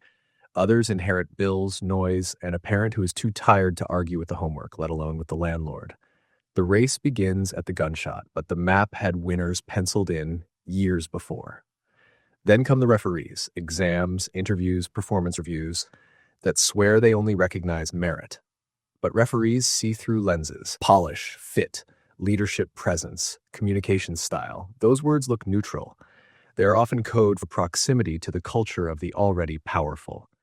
You may have the answer but not the accent, the skill but not the internship, the grit but not the passport stamp that tells the panel you're global. Meritocracy turns cultural literacy into a halo and calls it objective glow. Networks masquerade as luck and luck as merit. Who tells you about an opening? Who forwards a resume with a note that says, "Trust me"? Who introduces you to the kinds of people who can change a Tuesday into a career? These are not crimes. They are human. But meritocracy forgets to count them. It counts your late nights and not your neighbor's last name. It counts your performance and not the invisible safety net that made risk survivable. It counts your preparation and not the quiet choreography of adults who cleared a path for you long before you took your first step. The myth also launders time. Imagine two students with identical test scores. One studied after a shift on a bus between caring for siblings. The other studied after soccer in a quiet room with a parent who worked the phone tree to get them the teacher everyone whispers is best. The scores match, the costs do not. Meritocracy tabulates results and ignores the price paid in breath and sleep. It sees the rung and not the blisters. When the myth runs civic, it rewrites policy as a talent search. We design cities, schools, and companies less to expand flourishing than to identify and extract the best. Gatekeepers proliferate. Elite schools that insist they are merely selective. Firms that call their pipeline rigorous. Contests that announce excellence, while surveying a field from which many could never afford the entry fee. We congratulate ourselves for finding the top 1% while quietly shrinking the staircase that could have lifted the next 30. In the name of merit, we concentrate opportunity, then marvel that potential arrives prepackaged in familiar uniforms. Meritocracy also invents a special shame for the struggling. If success is earned, failure must be deserved. Poverty becomes not a hazard of birth and policy, but a character flaw. Unemployment becomes an attitude problem. Eviction becomes a lesson. The insult is internalized. People swallow the cruelty of the structure as a verdict on their souls. Depression borrows the voice of the market and calls itself truth. Meanwhile, those who have made it inhale the incense of their own stories until the room grows unbreathable for everyone else. There is a subtler harm to the winners, too.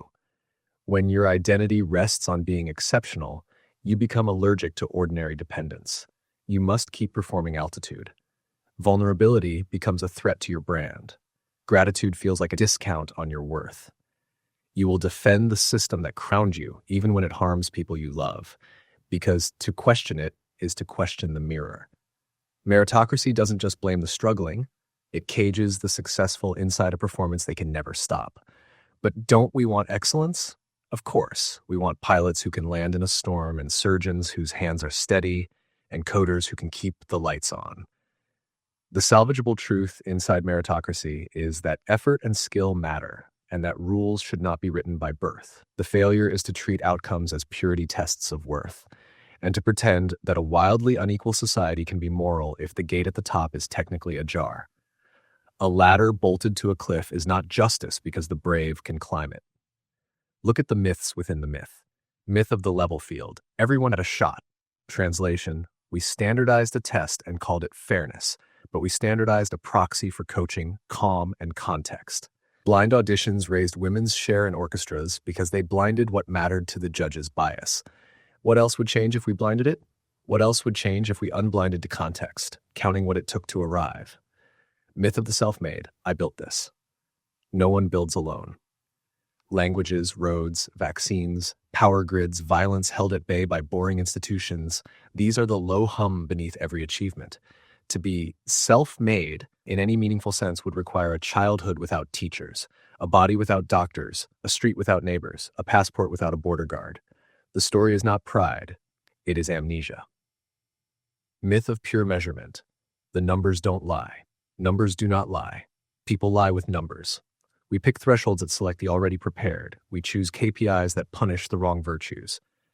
We good-heart our way into optimizing the proxy at the expense of the thing. We let elite become a brand protected by scarcity rather than a promise protected by service. Myth of infinite mobility. Work hard and you can be anything. Upward mobility exists, but it's an arrow escalator in a crowded station, and the maintenance budget keeps getting cut. Societies with higher mobility are those that invest in public goods early and often. Healthcare, housing, clean air, early education, open admissions with real support, apprenticeships. Telling a child to work hard while cutting their bus line is a sermon delivered into the wind. How do you diagnose meritocracy drift in your life, your firm, your city? Starting line audit. When you praise a person, name not just their output, but the obstacles they climbed and the scaffolds that held. If your praise always maps to privilege, your metric is broken. Reversal test. Would you call the selection fair if your own child had the least coached resume in the pile? If the answer changes with the surname on the application, you've mistaken familiarity for merit. Cost of excellence ledger. In your institution, who pays for your standards with sleep safety or silence? If excellence requires invisible servitude, underpaid assistants, unpaid interns, caregivers in the shadows, it is extraction wearing laurels. Pipeline reality check. When you complain you can't find talent, list what you're actually offering. Pay, stability, training, respect. Talent is not water, it appears where you build wells. Tiebreaker rule. When candidates are clustered at the top, do you default to pedigree or to potential? To clubs or to context? If your tiebreaker always favors the already favored, you've built a halo factory, not a selection system. Now, what is worth saving and how do we build it? Reward excellence without worshiping it. Celebrate craft, discipline, and contribution, but tie status to service. A brilliant coder who won't mentor is not elite. A surgeon who cannot apologize is not excellent. A manager who ships numbers by burning people is not a leader. Define merit as helpfulness plus competence over time, not as solo sparkle. Contextualize achievement. Read scores alongside stories. Weight distance traveled, not just distance remaining. A student who moves from 60 to 85 under strain has demonstrated a kind of excellence your old rubric cannot see. A contextual merit system does not pity, it perceives. Widen the on-ramps. Abolish unpaid internships. They are toll gates disguised as training. Build apprenticeships that pay. Fund community college pathways that actually lead somewhere, with employers on the hook for outcomes. Make test optional real by investing in alternative assessments, portfolios, trials, probationary hires with training. Reserve seats for late bloomers and midlife switchers. Ability ripens on odd calendars. Blind where bias hides, unblind where context matters. Use blind reviews for auditions, manuscripts, resumes at first pass. Then unblind to see what you owe. Who lacks a reference because the old gatekeepers never entered their neighborhood? Who needs a bridge because the river was widened under their feet? Randomize at the top. When screening has already established competence above a threshold, lotteries are fairer than fetishizing the difference between rank number 7 and number 19. They also free institutions from the pretense that their minute preferences are moral truths. Randomness is humbling. It is also honest. Make floors non-negotiable. If saying no to exploitation requires starvation, choice is a joke. Universal health care, living wages, child allowances, eviction protections, these are the infrastructure of real freedom. They let people refuse indignity and still eat. Merit worth the name requires refusable offers. Share upside, not just access. Widening the door is not enough if the room still belongs to a few. Profit sharing, employee ownership, co-ops let workers participate in the value they create. Make the economy less of a tournament and more of a team. Tax luck with gratitude. Progressive taxation is not punishment. It is the winner's admission that the wind was at their back and the runway was paved. Use it to finance the goods that made them possible. Schools that work, water that doesn't poison, courts that can be trusted, labs that cure. Dignify all work. Meritocracy turns care into unskilled labor while living off it. Pay caregivers, cleaners, drivers, clerks, custodians, aides like the civilization-sustaining adults they are. Excellence at the top rests on reliability at the base. If you can't run your hospital without the night shift, stop pretending their merit is a moral footnote. Measure mobility, not brand. Ranking schools by average test score rewards selection, not education. Rank them by growth for the bottom quartile, by graduate earnings adjusted for region, by civic outcomes like voting and volunteering, by the safety and health of the kids they serve. Reward the places that move lives, not the places that hoard glossy resumes. Design rituals of humility. Require leaders to publicly map their ladders, scholarships, mentors, lucky breaks, not as confessions, but as curriculum for those who follow. Make luck acknowledgments as routine as bibliography. Gratitude is not self-erasure, it is institutional memory. At the personal scale, practice a different grammar. Replace deserve with "owe" when you rise. Replace genius with generous when you praise. Replace low-skill job with low-wage job. And then ask why the wage is low if the work is indispensable. Replace gifted with well meticulous and well supported, and then support someone else. Teach children two matching truths. 1. Effort matters. Competence is beautiful. Excellence is a kind of love. 2. Nobody climbs alone. Luck is real. Worth is not wealth. Teach them to aim high and to take others with them. Teach them to read the wind, thank the tailwind, and become a tailwind for someone else. In institutions, build the habit of repair over reputation. When a gate yields a biased intake, fix the gate. Do not commission a brochure. Publish disparities and the plan to close them. Pay for the plan. Invite public audit. Tie executive bonuses to mobility metrics, not just revenue. Share the graphs when they get worse before they get better. Integrity is messy. Show the mess. Language will keep trying to slither back to the myth. Watch it. Top talent, elite pipeline, world-class, best and brightest. These phrases are not evil. They are lazy. Ask instead, best at what, for whom, by whose measure, compared to what baseline, with what externalities, and how many people could do this with the right training. Excellence that requires scarcity is a brand strategy, not a moral standard. Finally, remember what a decent society actually wants. Not a narrow summit where the anointed display their medals, but a broad high plain where most people can stand without dizziness. Not the thrill of being chosen, but the quiet pride of being useful. Not a culture where children are taught to audition for worth, but a culture where children grow into roles that matter and can be changed without wrecking a life. Carry 2 sentences out of this. First, merit is real. Desserts are complicated. Luck is loud. Build systems that can hear all 3. Second, a fair society does not ask who is best first. It asks whether everyone has enough to become good. If your ladder answers only the first question, it will always be leaned against the same few houses. Move the ladder, build more, and stop calling the view from the penthouse a proof of virtue when what it mostly proves is height.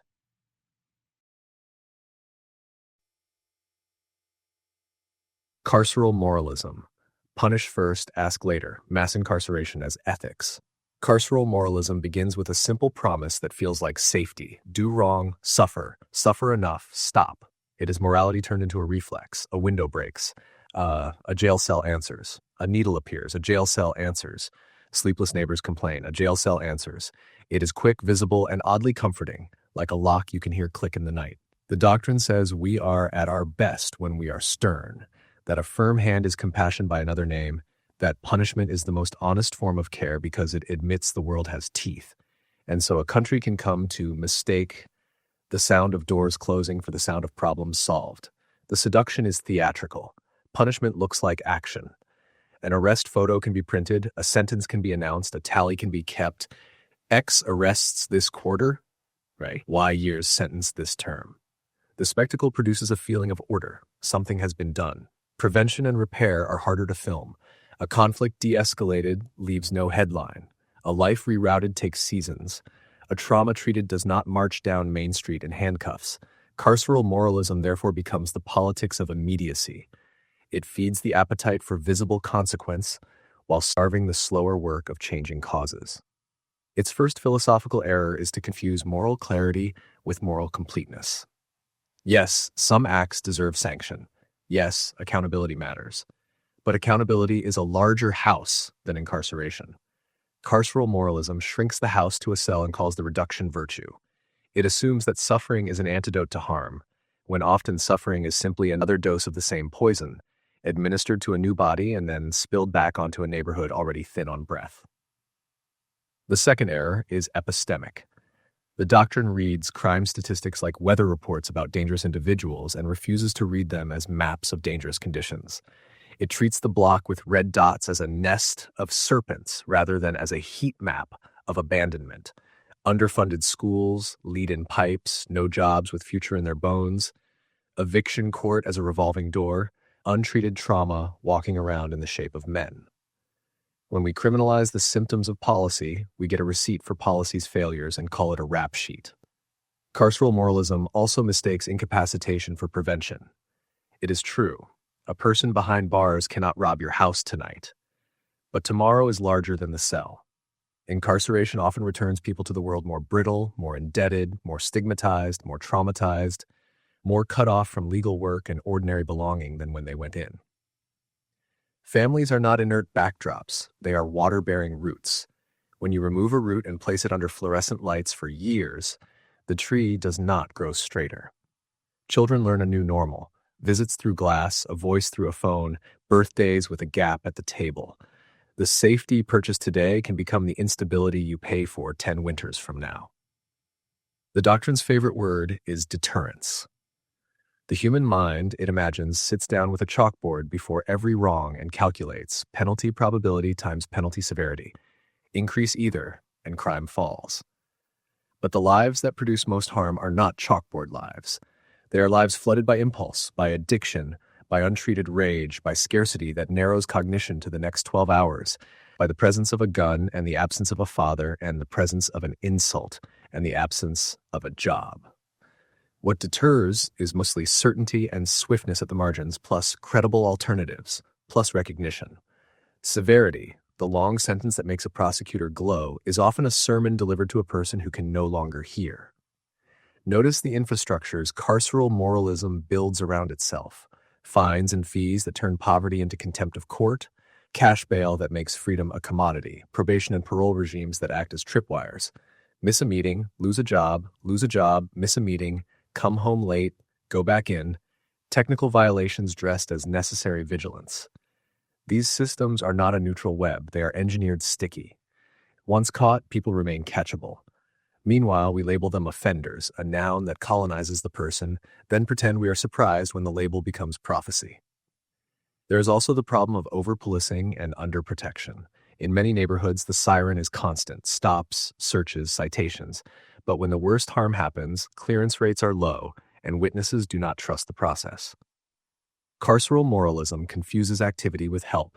It trains officers to be collectors of bodies and numbers, not guardians of relationships. It trains prosecutors to treat wins as years, not as restored lives. It trains judges to fear leniency more than injustice. It trains the public to equate anger with safety. Victims are used as symbols in this theater and frequently neglected in reality. Ask a survivor of violence what they want, and many will say, safety, recognition, restitution, a voice in what happens next, help with the medical bill, a lock changed, a window repaired, a trauma addressed. The criminal process is ill-suited to deliver most of this. It is designed to decide what to do to the accused, not what to do for the harmed. Carceral moralism celebrates heavy sentences in honor of victims, while often leaving victims alone with the echoes. A culture that treats custody as ethics inevitably treats mercy as corruption. Discretion becomes a scandal. A prosecutor who diverts becomes soft. A judge who listens becomes captured. An officer who exercises judgment becomes a headline if the future goes wrong. Fear of tomorrow's tabloid trains today's cruelty. So the machinery ratchets year by year until political courage is required just to pause and ask, what precisely are we buying with all this pain? We should also tell the truth about violence. Many offenses are nonviolent and survivable with supports. Some are not. There are persons who, right now, pose a serious risk that must be interrupted. But carceral moralism trains us to pretend that the jail cell is the only credible interruption. It is not.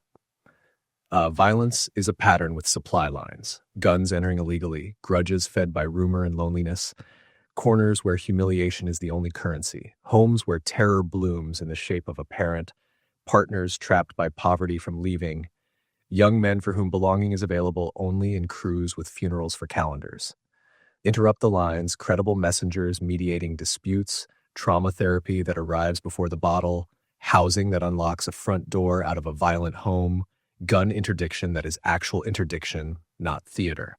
And the temperature drops. The answer to harm is not romance, it is infrastructure. So, what is salvageable in the carceral impulse? Accountability is real. Boundaries protect the vulnerable. A society that cannot say no will soon have little left worth saying yes to. The project is to connect no to repair rather than to spectacle, to make accountability enlarge the circle of safety rather than the footprint of cages. Here are diagnostics to help you detect carceral moralism where it hides, on your tongue, in your policies, in your feeds. The grandma test. If the person arrested were your grandmother, would the proposed response still seem like justice? If you suddenly discover alternatives, treatment, mediation, a payment plan, you have admitted they exist. Why were they absent before a familiar face appeared? The velocity test. Is the speed of the response driving its substance? If your primary comfort is we acted quickly, you may be feeding anxiety rather than solving harm. The mirror test. Has the punishment produced more capacity in the person punished and more safety in the person harmed? If neither end of the wire improved, you are managing feelings, not risk. The ladder test. When a person returns from custody, do rungs exist they can reach? Housing without 20 years of denials, work without a box that forecloses, ID without a bureaucratic labyrinth, a counselor who returns calls. If reentry is a maze, your exit is theater. The substitution check. Are we criminalizing what we could regulate, treat, tax, design out, or pay to prevent? If police are the first responders to poverty, psychosis, and housing failure, we are performing triage with handcuffs. The equity mirror. Who sits in our jails? If the answer maps perfectly onto race and class, the system is not just catching harm, it is arranging it. If we pass through those mirrors without flinching, we can talk about construction.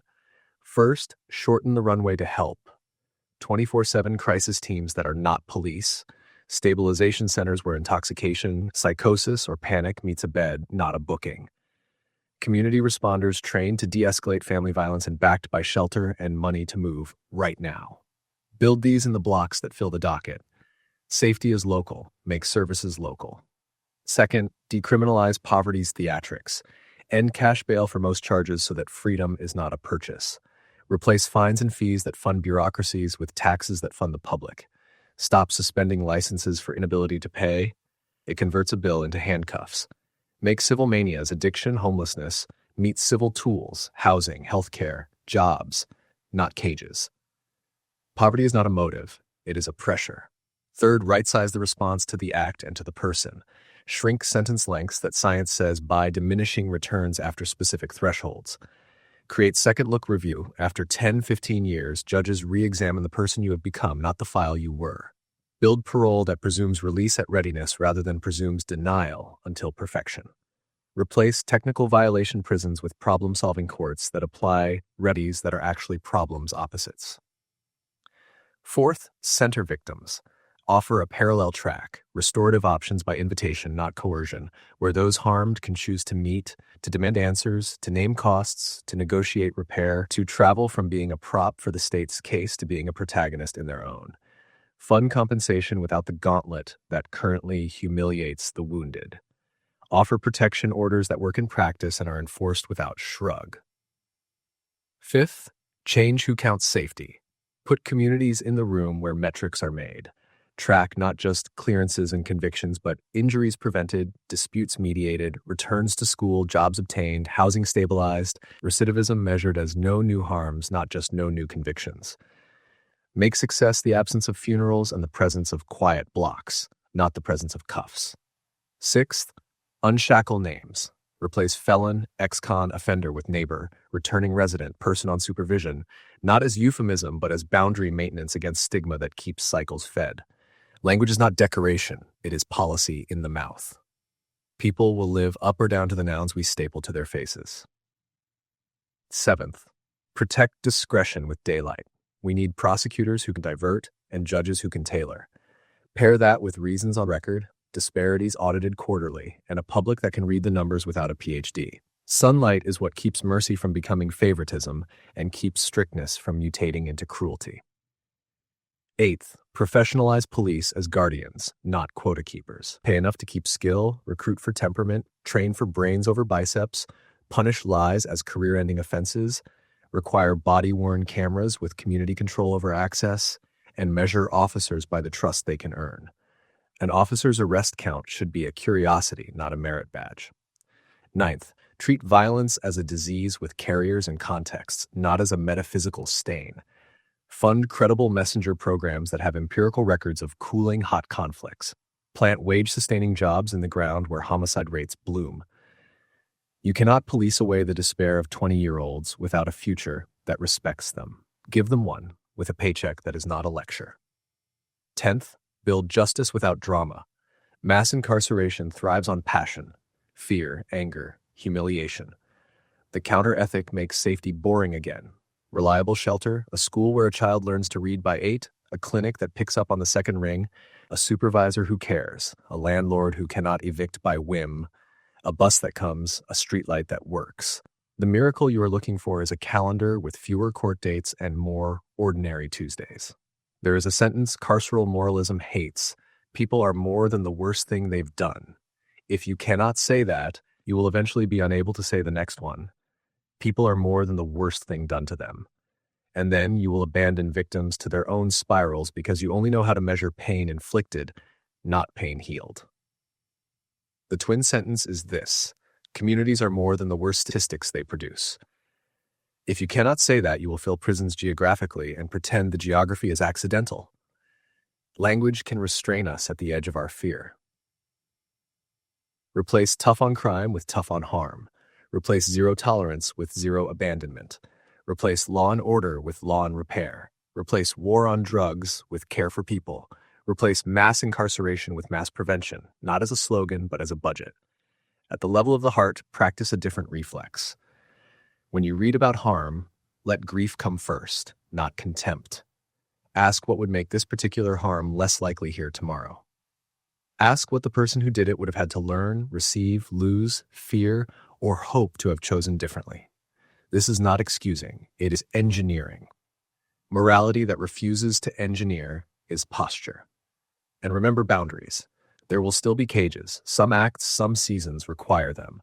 But the bright test of a decent society is whether cages are rare, necessary, and brief, and whether everything that surrounds them is oriented toward making them rarer, less necessary, and briefer still. If the number of cages is your pride is mislaid. Carry out 2 lines when the talk show rhythm tries to summon your anger into the same old ritual. First, punishment without repair is a performance. Repair without accountability is a platitude. Refuse both. Demand a third way that measures safety in lives quieted, not only in bodies taken. Second, justice is the courage to ask what comes after the door clicks. If the answer is silence, you have not built justice. You have built an echo chamber for fear. Build instead the stairs that lead from harm to repair, one riser at a time in the neighborhood that keeps returning to the docket until it doesn't. Algorithmic morality. Optimize the metric. Goodhart's law turns care into harm. An algorithm is a promise that rules can replace whims. It says, give me a goal, give me data, and I will do the work without fatigue, favoritism, or fear. We are tired of caprice, of moody bosses, fickle judges, distracted teachers, harried doctors. So we invite the machine in. We tell it what we want: safety, fairness, learning, health, prosperity. And we give it something we can count that seems close enough. Then we watch a miracle. The number moves. Crime falls. Scores rise. Readmissions drop. Engagement soars. And one day a nurse tells you the way they made readmissions fall was by triaging the poor to hospice. A teacher whispers that the scores rose because recess died. A city discovers that the crime moved to a corner no one measures. The miracle becomes a mirror, and in it you see Goodhart's law spelled out in bruises. When a measure becomes a target, it stops measuring. When our proxy becomes our God, it punishes the people it was meant to protect. Algorithmic morality is the belief that if we choose the right metric and optimize hard enough, goodness will follow. It confuses a dial with a compass. It asks the machine to maximize, not to deliberate. And it ignores what every parent, teacher, medic, and neighbor learns painfully early. Care is not a single number. Care is a set of tensions reconciled in real time with real faces. Why does the metric seduce us? Because numbers soothe. They collapse disagreement into a line that goes up or down. They fit onto slides. They give leaders plausible deniability. We followed the data. They flatter engineers. The world is a function with a gradient. We can climb it. They comfort the anxious. If it is on the dashboard, someone is watching. They beckon investors. What you can measure, you can sell. But the world resists reduction. What matters most often hides between columns. Dignity, trust, belonging, meaning, the fragile learning that happens when a child fails safely and tries again. Optimization is a scalpel, used without anatomy. It is a blade in a dark room. Begin with the data, our proud raw material. Data is not a neutral mirror, it is a diary of decisions. Crime datasets reflect where you sent patrols yesterday. Credit datasets reflect who you offered credit to last decade. Hiring datasets reflect whose resumes your managers liked when they still believed cultural fit was a virtue. Education datasets reflect which zip codes could afford silence and sleep. Feed that history to a model, and it will infer a future that looks remarkably like the past, then stamp it with math's aura and offer it back as fate. Bias does not enter the model as a gremlin. It arrives as a guest of honor named Signal. Now add Goodhart's gravity. Say you want better teaching, so you target test scores. Teachers learn to teach the test. Kids learn to hate reading. Say you want safer streets, so you target arrests. Officers learn to harvest easy stops. The neighborhood learns to keep its eyes on the shoes, not the horizon. Say you want healthier hospitals, so you target readmissions. Administrators learn to code differently and to discharge differently. Some sick people learn to die at home. Say you want truth online, so you target engagement. The platform learns that anger and fear hold attention like glue. Citizens learn to live inside storms. The machine is not malicious, it is obedient. You told it, maximize clicks. It discovered that outrage works. You told it, minimize cost. It discovered that denying claims works. You told it, predict risk. It discovered that poor people stay poor and called that prediction accuracy. Moral failure enters at the moment of target selection and at the moment of forgetting that selection is a moral act. Algorithmic morality also loves what can be seen and punishes what cannot. A welfare algorithm tracks error rates in payments to the poor because those payments are auditable. It does not track the lives shattered by wrongful denial because those lives do not send a nightly feed. A predictive policing system counts calls for service. It does not count the calls never made by neighbors who have learned that calling costs them. A loan model measures default. It does not measure the businesses that were never started because a past denial taught a lesson about humiliation. What is easy to measure becomes our reality. What is hard to measure becomes someone else's private grief. Then there is the problem of distributional harm. Optimization treats people as exchangeable units. If the average loss falls, the system declares victory, even if the loss shifted onto the same shoulders again.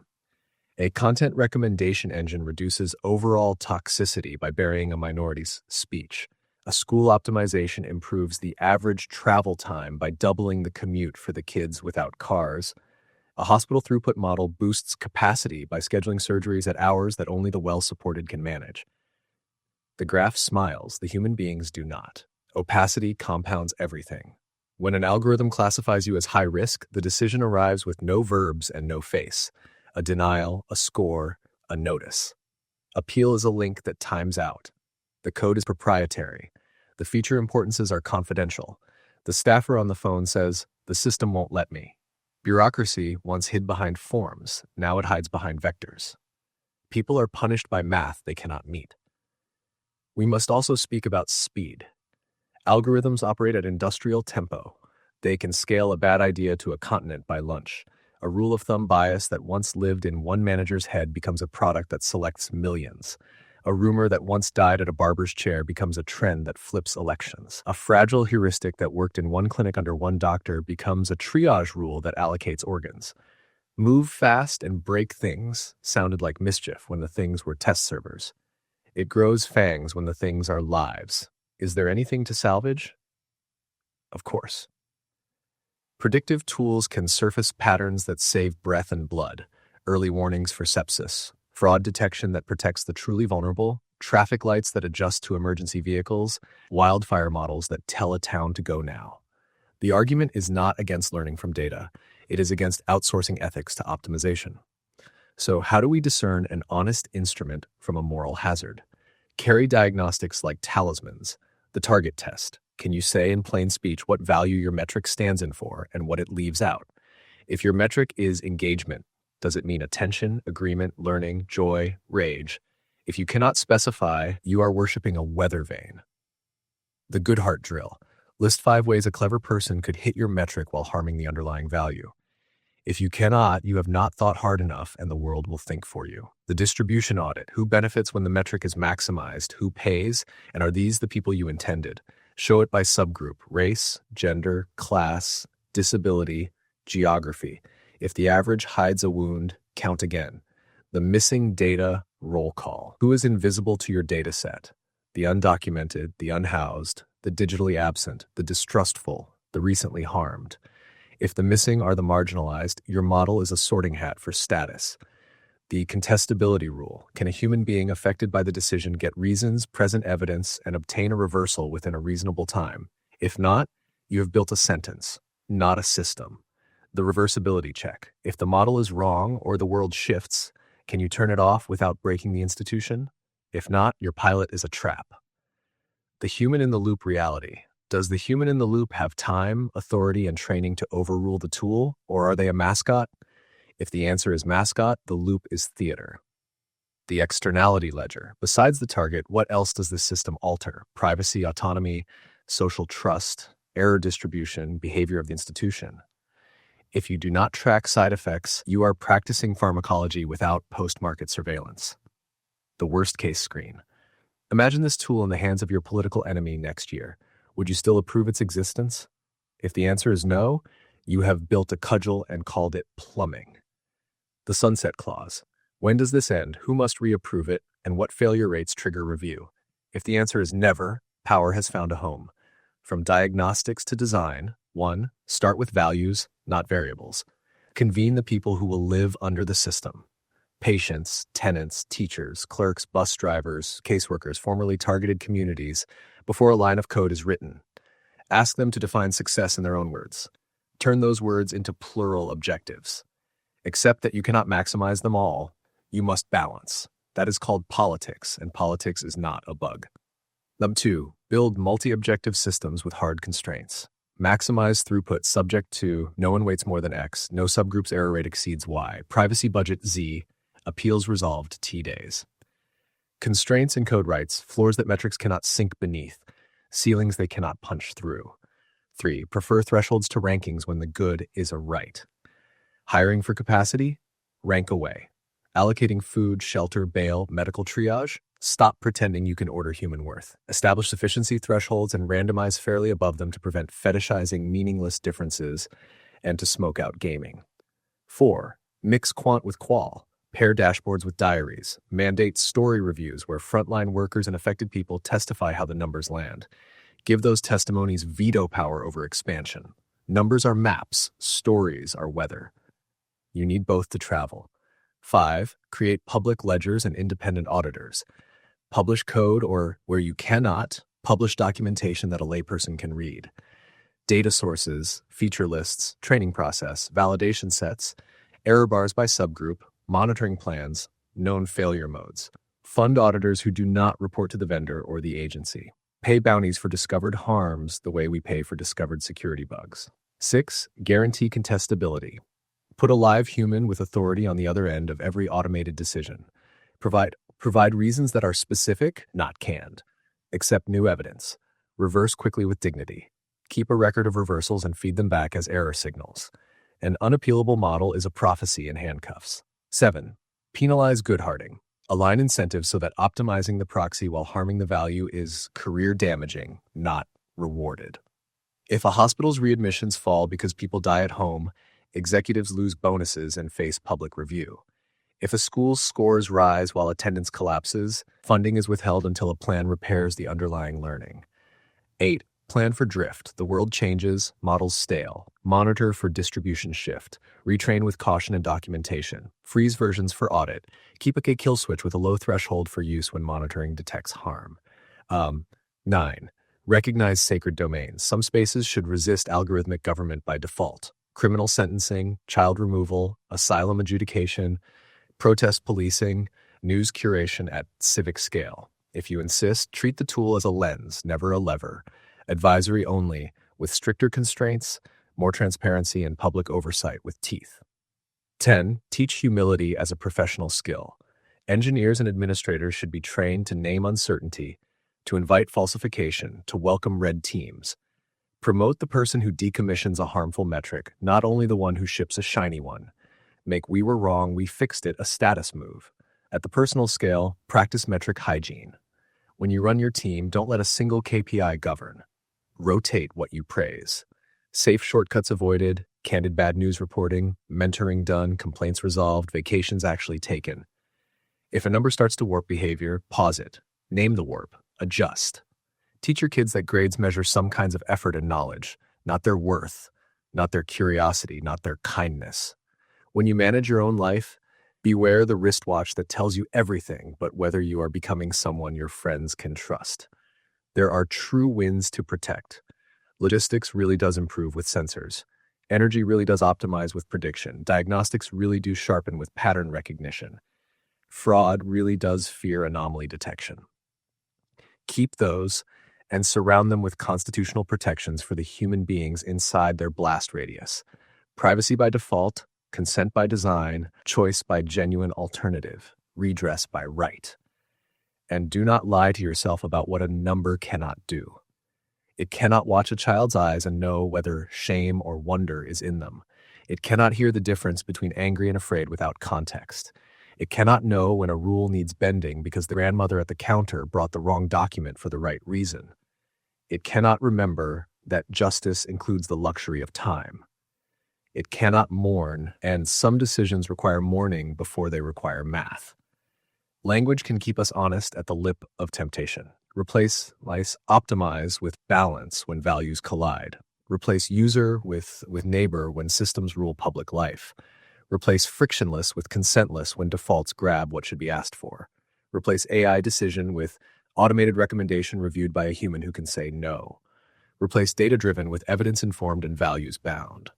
Finally, hold in your mouth a pair of sentences for the meeting where the new metric arrives like a messiah. First, a metric is a promise, not a truth. Ask what it promises to whom, at whose expense, and how we will know when it begins to lie. If you cannot answer, don't ship. Second, the people the metric touches are not its means, they are its measure. If their lives grow smaller, your success is a failure in costume. Shut it off. Start again with them in the room, sleeves rolled, goals plural, constraints bright, humility audible.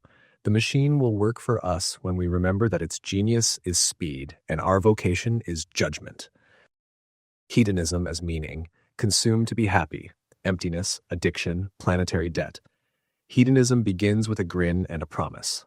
You can feel good on demand. If life is heavy, lighten it. If the day is gray, color it. Why argue about truth or justice when a thumb can deliver a hit of delight faster than any philosopher? The offer is modern, frictionless, and kind on the surface, streamed to your room, charged to your card, calibrated to your tastes by engines that know you better than your grandmother.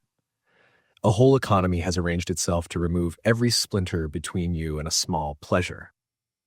What could possibly be wrong with the pursuit of happiness when the pursuit is all we have time for? Nothing at first. Pleasure is a good, real, present, legitimate. The error is not that hedonism loves pleasure. The error is that it promotes pleasure to purpose. It turns a signal into a system, a dessert into a diet. When feels good becomes therefore good, two things happen quickly. You need more, and other people become means. The self shrinks to a mouth, the world to a menu. The brain's wiring helps the mistake along. We are built with a clever split. Liking, the sweetness itself, and wanting, the drive to get it. Dopamine isn't pleasure juice. It's a teaching signal that marks what led to reward and shouts, again, under the right cues. That works beautifully when the reward is a shared meal, a finished song, a run that leaves your lungs singing. It works catastrophically when the reward is engineered. Casino lights, infinite scroll, ultra-processed salt, fat, sugar, porn playlists tuned to escalate novelty. Wanting outruns liking. Tolerance rises. The hit soothes less and calls louder. This is the paradox of hedonism. The more directly you aim at pleasure as the point, the more it recedes, replaced by chasing. Then adaptation does its quiet work. Psychologists call it the hedonic treadmill. The new car becomes the old commute. The new level becomes the new boredom. The new body becomes the new mirror you scowl at. Status makes it worse. Desire copies. You want what those you envy display, and once you have it, you must display it too. Not to enjoy, but to reassure the part of you that counts. The algorithm assists by making everyone else's highlight reel your waking wallpaper. Aversion to missing out becomes a market. Meanwhile, meaning starves. Pleasure can be bought alone, meaning requires bonds. Pleasure can be scheduled, meaning keeps a calendar you do not control.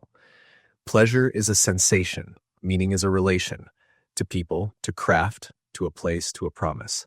Hedonism confuses the two and discovers at 2 a.m. with the screen's blue frost on the face that the appetite is full and the person is empty. Zoom out and the bill grows planetary. Treat yourself scales to treat your species.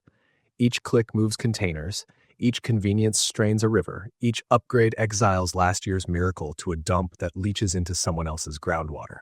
Desire has an ecosystem, and a culture that makes pleasure its purpose will invisibly outsource the cost of that purpose to those without a platform.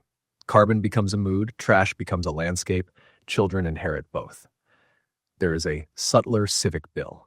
When enough of us accept micro-delight as macro meaning, public life becomes a chore best left to professionals. Why attend a meeting that changes a streetlight schedule when you can change your feed in a second? Why learn your neighbor when the delivery app knows your cravings? Hedonism is a solvent for patience, the one ingredient without which democracy thins to theater. The citizen becomes an irritated consumer of governance. Make me feel safe and seen. Do not ask me to wait or to help. There is a quieter private bill too. Intimacy becomes content. Bodies become interfaces. If pleasure is the point, then the person who fails to deliver it tonight, under these lights, with this speed, is a glitch, not a mystery. We trade the long astonishment of knowing one imperfect human for a set of scripted performances we can pause when discomfort arrives. We keep our options open until we discover we have built a life out of exits. Does this mean we must scowl at delight and live like monks? No. The critique is not anti-pleasure, it is anti-reduction. Pleasures are good servants and terrible masters. A sane ethic invites them to the table, but does not give them the keys. Joy, deeper and slower, often arrives as a byproduct of devotion to a craft, a cause, a community, a child. You don't optimize your way into joy. You make promises and keep them, and joy sneaks in through the window like a breeze while you are busy being faithful. Here are ways to tell if hedonism is quietly writing your script. The afterglow test.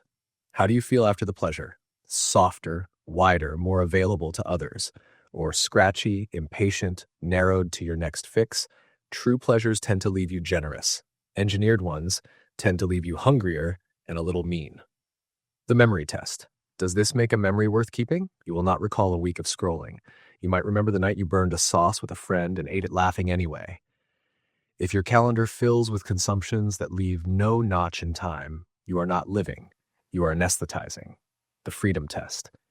Can you skip it without irritation? If you cannot go a weekend without the app, the drink, the cart, the feed, the loop, then the thing is no longer a treat. It is a tether. The reciprocity audit. Who pays for your pleasure? Name the workers, the rivers, the animals, the future. If you cannot, you are outsourcing conscience to marketing. If you can, and it still seems worth it, pay the true price. The expansion check. Does this pleasure grow your capacities, patience, strength, discernment, skill, or does it shrink them? Good pleasures teach. Thin ones train you to expect ease. The solitude trial. Would you still want this if no one could see you doing it? If the value evaporates without an audience, you are feeding image, not soul. The planetary receipt. If 10 billion people copied this habit, would the world burn or bloom? Ethics begins where that thought makes you uncomfortable. What is salvageable in hedonism? Plenty. Bodies are not the enemy. Feast days are civilizational technology. They punctuate duty with delight, remind children that life is not only chores, and gather neighbors without agenda. Play is not a luxury. It is rehearsal for cooperation and invention. Sensuality is not shameful. It is one of the languages in which gratitude speaks. But pleasures need choreography, placed inside a rhythm of work, rest, service, and celebration. Without rhythm, beat becomes noise. Antidotes are not sermons, they are designs.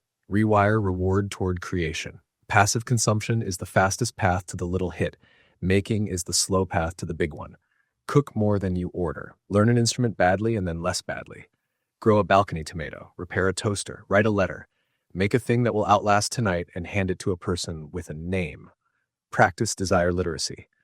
When you reach for the usual fix, pause and ask, what is the real desire underneath? Rest? Company? Novelty? Recognition? Comfort? Then meet the desire directly.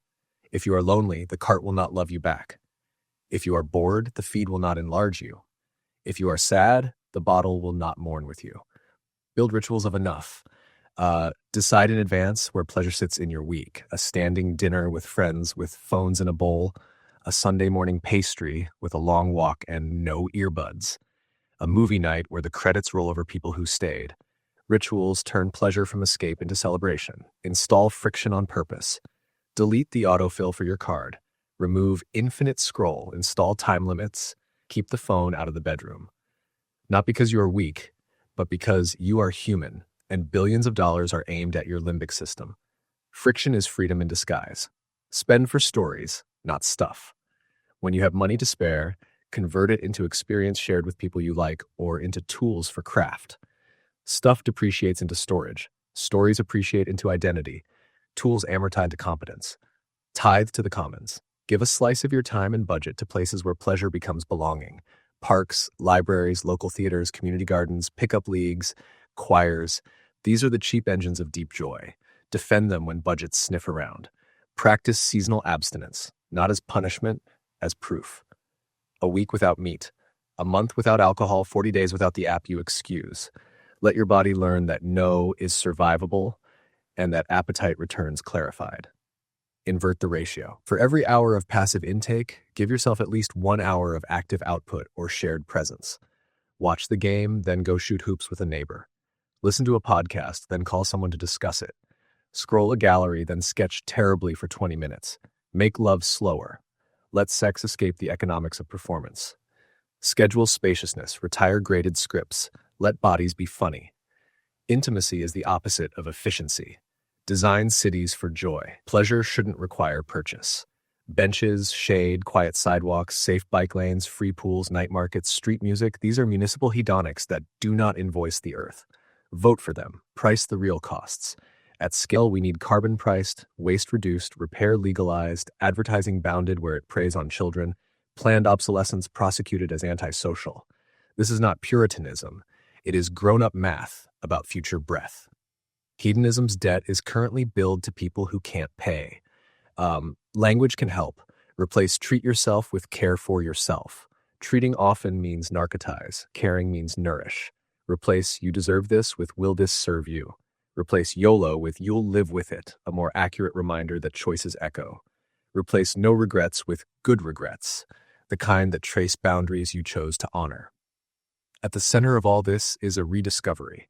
Joy is not the same as fun. Fun is a spark. Joy is a hearth.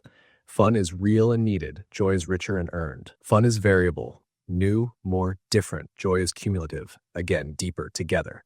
Hedonism sells fun and calls it a life. A life worth having knows where to stoke the hearth. If you need a way to start, try this tiny rule for 1 month.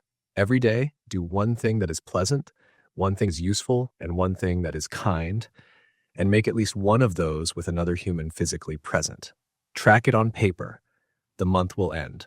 Your appetite will not have shrunk. It will have matured. Carry 2 sentences out of this section. First, pleasure is a spice, meaning is a meal. Season generously, but do not eat the jar. Second, choose the joys that leave you larger tomorrow than they found you today. If your pleasures pass that test, leaving you softer to those you love, steadier in storms, and lighter on the only planet you have, keep them. If not, thank them for their service and change the menu before the hunger you are feeding becomes the life you are missing.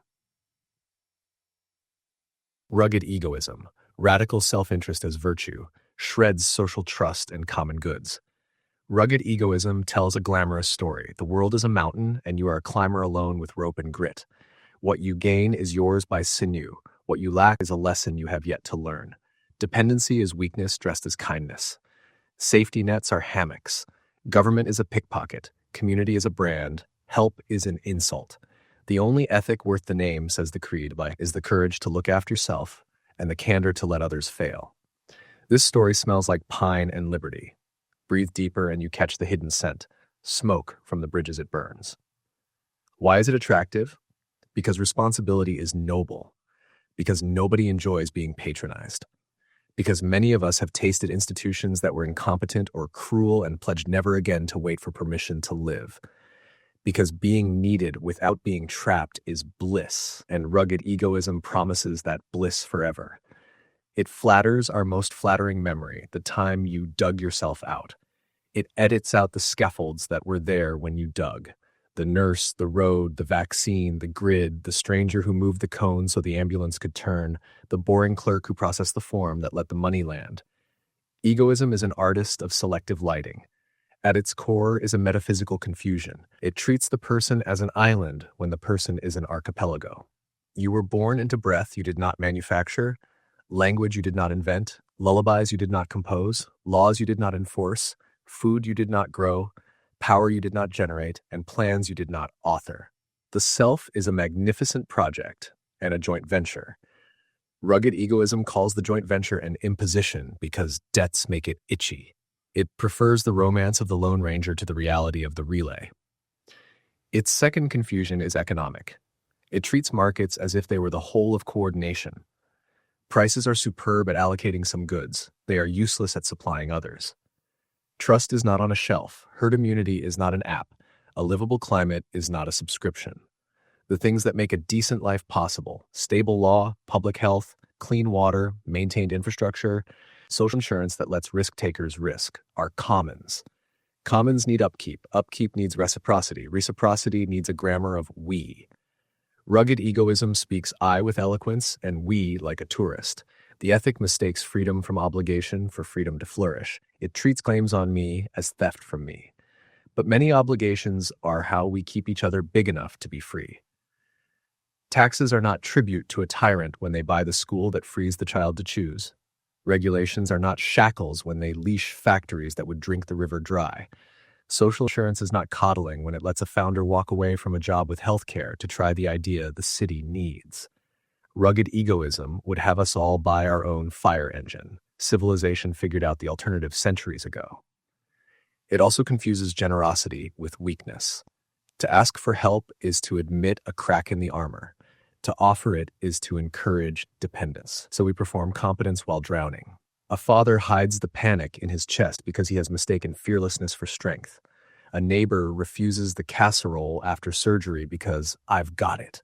A worker burns through nights because the team needs me, while secretly fearing they will be replaced by someone tougher. Egoism takes the virtues of steadiness and courage and mutates them into a ban on interdependence. The result is a culture of brittle heroes, loud until they break, silent after. The creed produces a particular contempt for takers. It loves stories where recipients of care are con artists and givers are dupes. It ignores the math of misfortune, the probability distribution of illness, layoff, accident, wildfire, betrayal, bad timing, bad match, bad birth. In any long life, we will all be takers many times over. The question is whether we will have built a world where taking is a bridge back to giving. Rugged egoism wants a world where asking is a scarlet letter. It forgets that shame is a terrible substitute for discipline and a reliable fertilizer for crime. There is also a masculinity plotline humming underneath. Rugged egoism sells manhood as impermeability. No need, no tears, no dependence, no permission, permanent readiness to go it alone.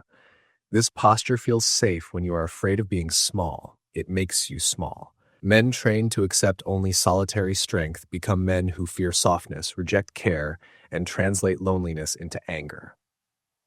The body absorbs the creed and dies younger. The politics absorb the creed and elect bullies who guarantee that nobody will ever have to say please in public again. Everyone pays. Rugged egoism breaks most violently where externalities live. Your right to drive a cheap truck is paid in asthma by a kid on a busy road. Your freedom not to vaccinate is paid by the transplant patient who cannot mount immunity. Your choice to dump waste into a river is paid by a town you will never visit. Your success built on tax arbitrage drains the school where the next you might have been born. The creed is proud of paying its own bills. It is incurious about the bills it slides under other doors. What does it do to politics? It turns a republic into a complaint desk. Citizens become consumers of public outcomes who rate delivery and resist dues. Ambition moves from what we owe each other to what's in it for me. The budget becomes a ritual of cutting the branch we sit on while complaining about the drop. Public servants are rebranded as parasites. Public goods as scams. Public joy as suspicious. The only legitimate collective action becomes a crowd that chants about how collective action is theft. What does it do to work? It romanticizes hustle and privatizes risk. Benefits disappear into freedom, careers dissolve into gigs, solidarity becomes an HR poster, burnout becomes a personality. The employer owes nothing because the worker is an entrepreneur. The worker is an entrepreneur because the employer owes nothing. Everywhere the language of autonomy, everywhere the practice of disposability. What does it do to neighborhoods? It retreats behind gates, into headphones, into cars that idle where buses should run. The commons becomes a hallway you rush through to the store, not a living room you furnish together. Parks shrink, libraries thin, sidewalks bleach in the sun without shade trees because private yards have excellent irrigation. The rich buy safety one subscription at a time and call it prudence. The poor are left with the unpriced violence of broken trust. Is there anything here to salvage? Yes. Egoism hides some virtues in its pockets. The dignity of agency, the refusal to let pity mock competence, the anger at dependency traps that turn help into handcuffs, the skepticism toward paternalism dressed as care, the belief that risk and reward should meet in the same body. Keep those. They are not the problem. The problem is absolutizing them, turning a valuable strand of moral DNA into a monoculture that starves the rest. How to spot rugged egoism in yourself, your firm, your city? The reciprocity test. Do you expect services you do not want to fund? If your mouth says, I built this myself, while your life runs on roads, water, grids, courts, schools, and nurses, your arithmetic needs friends. The dependency audit. List the people and systems that let you take your competence for granted. If your list embarrasses you, your story is too small. The emergency drill. In a disaster, flood, fire, blackout, does your plan include neighbors you barely know? If not, your resilience is cosplay. Real resilience is a network. The common stress test. Could your routine pleasures scale to everyone without breaking the place you live? If no, those pleasures are privileges subsidized by someone else's restraint. The credit correction. When you win, can you name luck without shame? And when others lose, can you name structure without contempt? If not, you are practicing superiority as self-care. The exit fantasy. Do you secretly believe you can buy your way out of every problem? Private school, private security, private medicine, private parks? If yes, you have mistaken insulation for civilization. The promise check. Does your worldview make you easier to keep promises with, or does it produce a version of you who always reserves the right to leave? Trust cannot grow on provisional soil. So what to build instead? Not dependency worship, not patronizing paternalism. Build mutualism. Adults with floors that prevent freefall, ceilings that restrain predation, and bridges that convert taking into future giving. A society where I got help is a sentence that ends with, so I could help. That looks like universal basics. Healthcare that unhooks survival from employment, unemployment insurance that buys time to make good choices instead of desperate ones, child allowances that treat caregiving as civilization, not hobby. Basics are not bribery. They are the prerequisites for freedom that does not come with a panic attack. It looks like social insurance that honors risk takers by not demanding they wager their children's dentistry to start a shop. Egoism romanticizes the founder. Mutualism builds the runway the founder pretends not to see. Insurance is adult cooperation. We all pay a bit, so none of us goes under. That is not weakness. It is weatherproofing. It looks like co-ops and employee ownership, capital arrangements where autonomy and solidarity meet on a balance sheet. Rugged egoism teaches that the only way to avoid being used is to stand alone. Mutualism teaches that the better way is to share governance and upside. Try it where you work. Profit sharing, boards with worker seats, transparent pay bans, veto power over sell-offs that would bust the community. It looks like unions that are not museums of anger but workshops of dignity. Collective bargaining is not resentment. It is adult negotiation between parties who plan to meet again. It turns the I of a worker into a we that can talk to the we of a firm. That conversation keeps both from becoming predators. It looks like taxes, membership dues, money we pool to buy things no one can buy alone. Bridges, basic research, vaccine platforms, forests, clean air, slow streets, safe harbors. Dues are not punishment for success. They are gratitude with a ledger. It looks like public options that discipline markets without replacing them. Public broadband where monopolies abuse. Public banking for basic accounts. Public transit that dignifies time. Public parks that dignify bodies. Options keep take it or leave it from becoming the private sector's favorite sentence. It looks like civic rights that turn we from grammar into muscle. Block parties, disaster drills, school meetings that are not theater, participatory budgeting that moves real money, jury duty that is less miserable and better paid. Rituals of belonging are infrastructure for trust. It looks like masculinity uncoupled from armor, boys raised to ask for help and offer it, to bench press loyalty and civil courage rather than contempt, to treat care as a form of strength and apology as a feat. The toughest men you know are the ones who can say, I need you, without flinching, and I have you, without swagger.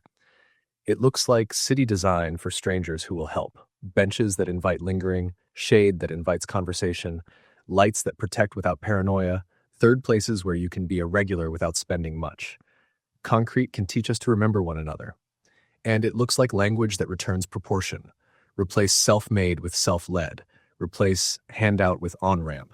Replace tax burden with shared upkeep. Replace entitlement with earned right. And be precise about the earning.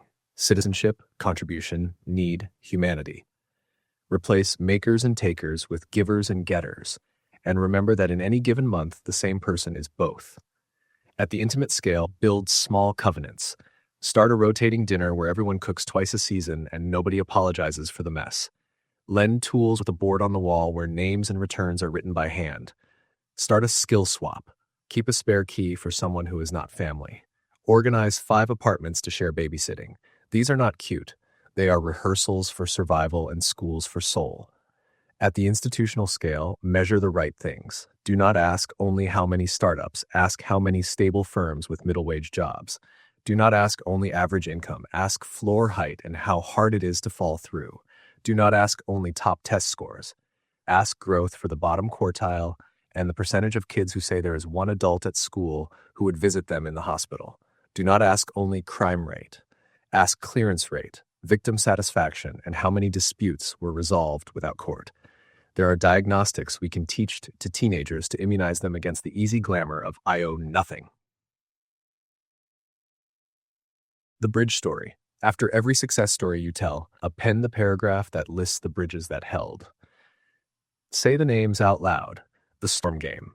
Ask in a blackout who shows up. Design your life so that you can appear on someone else's list. The 2 freedoms lesson. Freedom from and freedom to are partners. You buy the second by paying for the first together. The ladder rule. If you climbed, leave the ladder and add a rung. If the rung is removal proof, you have done justice. If it is removable, you have done branding. The neighbor test. If your worldview produces a version of you your neighbors dread, it is not a worldview. It is a costume for fear. There is a place for the sentence, not my problem. Boundaries guard sanity. But there is also a civic sentence that must be louder. Not my fault, still my problem. A bridge is out, you did not drive the truck. It is still your problem because you live here. That is the grammar of civilization. Carry 2 sentences out of this. First, self-reliance is a virtue. Self-sufficiency is a fantasy. Build a life that honors the first by refusing the lie of the second. Second, the strongest I is the one anchored in a dependable we. If your strength requires other people's weakness, it is not strength, it is scaffolding over a hole. Step off, help cover it, then climb. Higher, together, with rope you braided from promises kept. Might makes right. Power as proof of goodness breeds cruelty, cycles of revenge, zero trust. Power loves to pretend it is proof. It walks into the room, measures itself against the doors, and says, "Look, I fit, therefore I belong." Might makes right is the oldest lazy moral in human history. If I can take it, I deserve it. If you cannot stop me, you were never entitled to it. The story sells because it converts effort into entitlement and converts fear into consent. It makes the world legible in one stroke. Winners are good because they win, losers are bad because they lose, and all the awkward questions about fairness, dignity, and truth collapse into a single shrug. That's just how it is. But the moment you accept strength as a certificate of virtue, you have confused causation with justification. Power explains outcomes, it does not sanctify them. Fire burns, gravity pulls, neither carries moral meaning. Might makes right is the psychological trick that drapes a moral robe over brute force so that the strong can feel innocent and the weak can feel ashamed. Why is the trick so seductive? Because power simplifies. If you are anxious, the doctrine hands you a script. Dominate before you are dominated. If you are humiliated, it hands you a prophecy. Once you are on top, the humiliation will stop. If you are already on top, it hands you a halo. Your advantage proves your worth. In each case, the doctrine relieves you of responsibility. You don't need to listen, negotiate, or doubt. You just enforce. But the world punishes shortcuts. Start with the leader who rules by fear. People start lying to such leaders for sport and for survival. Bad news never arrives intact. Data gets massaged. Creative thinking dies. The leader confuses silence with respect and obedience with loyalty. In truth, the silence is calculation and the obedience is hostage-taking. The day the leader stumbles, the room empties. Might makes right produces temporary stability at the cost of permanent fragility. Now, consider the subjects, the people living under the fist. They learn the wrong lessons just as quickly. If your boss advances by humiliation, your colleagues will copy humiliation. If a warlord gets tribute by surprise raids, neighboring villages will stockpile weapons and cultivate their own warlord. That's how the doctrine breeds retaliatory mirrors. Fear creates preemptive violence, which creates retaliation, which creates mythologies of vengeance passed down like property. The lineage of the fist is long, and it always writes its family tree in blood. The doctrine also malfunctions at the level of information. Truth needs safety. If telling the truth gets you punished, people will tell you what you want to hear. The consequence is predictable and devastating. Decisions are made with corrupted inputs. Armies march on fantasies. Companies bet on cooked spreadsheets. Families maintain the image of harmony while abuse corrodes the floorboards. From the outside, the structure looks solid. From the inside, the beams are sawdust. Might makes right destroys the feedback loops that let a system correct itself. Without feedback, you don't steer, you skid. The creed ruins trust as a public good. Trust is the rare wealth that multiplies by being used. Each fulfilled promise buys the right to make a slightly riskier promise next time. Power by intimidation burns that capital. People stop volunteering information, stop taking initiative, stop admitting error. They cover themselves with rules and rituals, not because they love order, but because order becomes armor. In such a world, talent hides and mediocrity flourishes. You will get compliance, yes, but you will not get creativity. You can squeeze, not grow. A defender of the doctrine might say, all fine sentiments, but the world is dangerous. Mercy is a liability. If I do not project strength, I am eaten. Observe that this is a fear disguised as a philosophy. The fear is reasonable. There are predators, but the prescription is self-fulfilling. When everyone is encouraged to act as a predator to survive predators, you do not get safety, you get a thicket of teeth. The answer to wolves is not to become a wolf, it is to become a village. Villages have walls, yes, but they also have granaries, watch rotations, and oaths. Villages produce something violence cannot, reliability. Another defense says, history is written by the winners. True, but read carefully. Winners who mistake their victory for virtue plant the seeds of their replacement. Empires that rule by awe alone decay fast. Empires that build roads, court staff, and impartial weights and measures last longer. In other words, the fragment of wisdom inside the fist is not brutality, it is capacity. Courage matters. Competence matters. But capacity is not authority, and competence is not conscience. Strength should be the servant of principle, not the alibi. At the personal level, the doctrine rewires the self. If you learn to equate being feared with being respected, you will grow oddly fragile. Every disagreement will feel like an attack, every boundary like humiliation, every no like treason. You will escalate where explanation would have sufficed. You will surround yourself with flatterers and call them friends.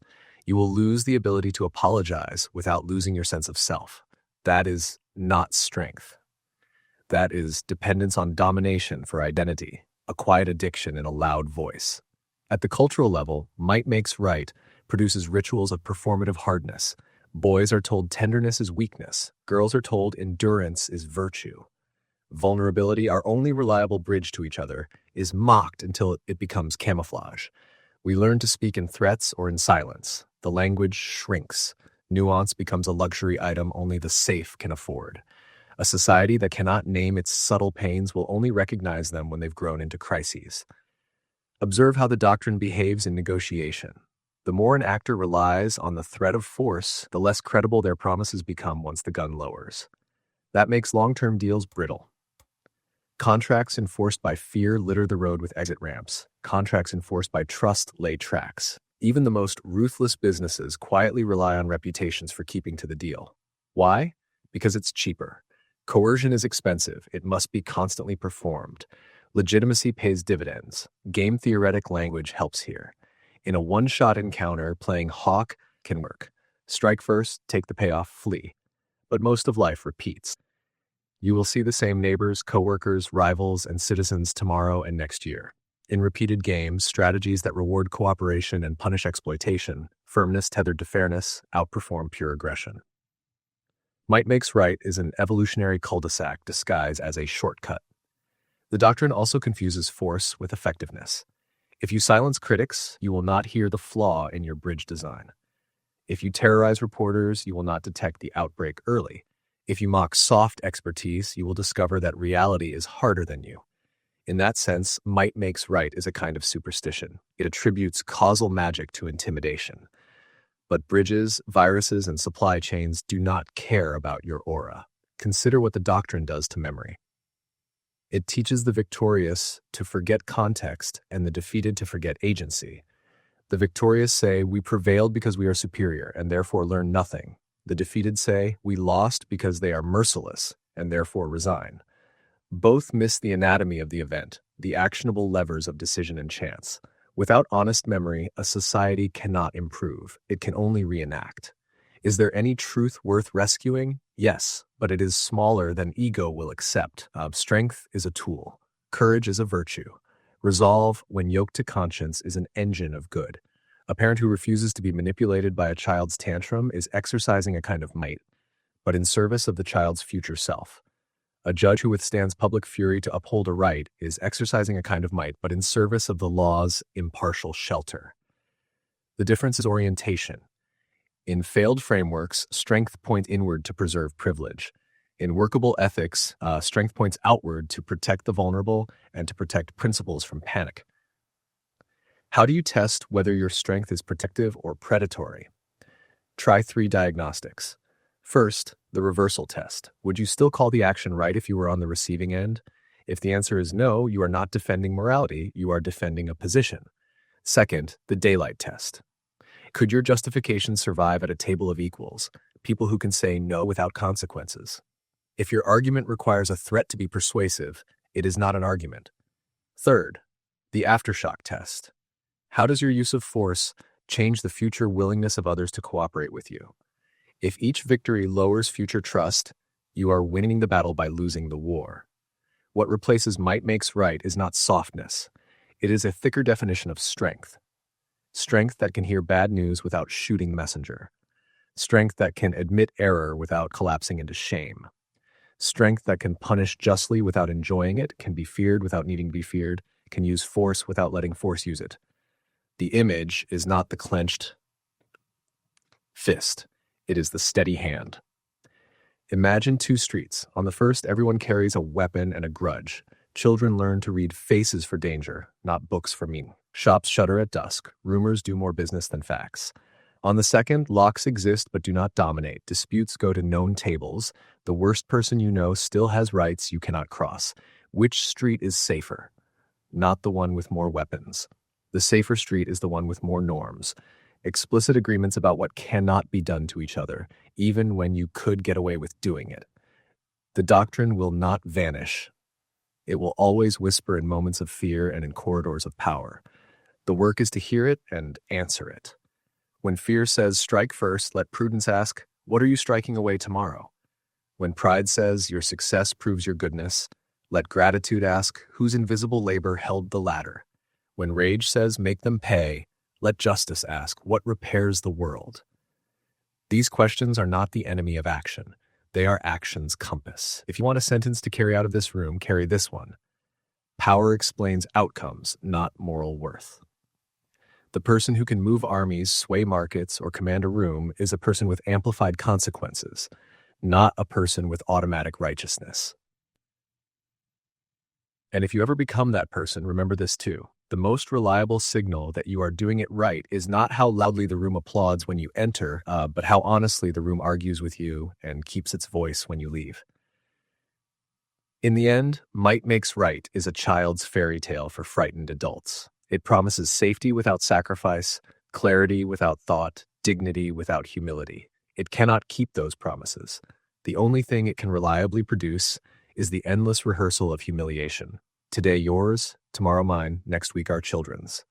If we want a different inheritance, we need a different ethic, one where courage is yoked to restraint, where rules are answerable to the people they govern, where truth has safe harbor, where victory is measured not by how many kneel, but by how many stand with you after the dust settles.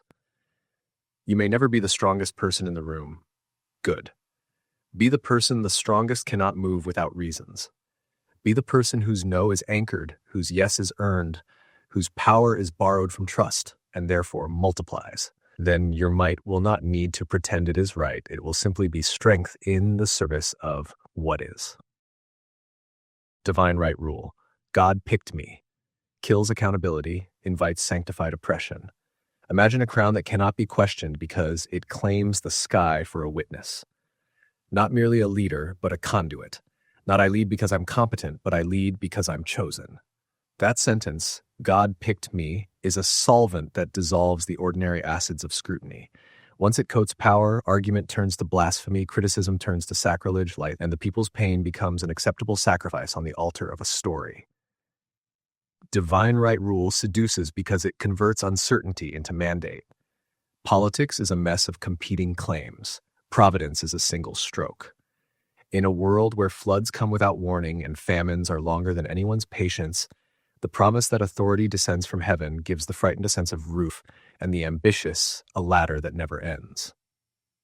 It flatters both ruler and ruled. The ruler is bathed in sanctity, the subject is bathed in purpose. Your obedience becomes piety, your doubt becomes temptation, your suffering becomes a share in a cosmic drama that only the anointed can interpret. The core malfunction is epistemic. The doctrine places the leader above evidence. If a policy fails, the failure is read as a test of faith, not a call to reform. If a war drags on, it is the people's sin that stalled victory, not the strategy's stupidity. When crops fail, heretics are blamed. When revenue fails, unbelievers are taxed. When dissent rises, devils are named. The feedback loop that healthy power needs, bad news, frank audit, corrected course, gets shut down by theology as shield. Conscience is privatized and in obedience is nationalized. Watch how language itself bends. Words of love and mercy are redirected to justify fists. Guard the flock becomes cage the flock.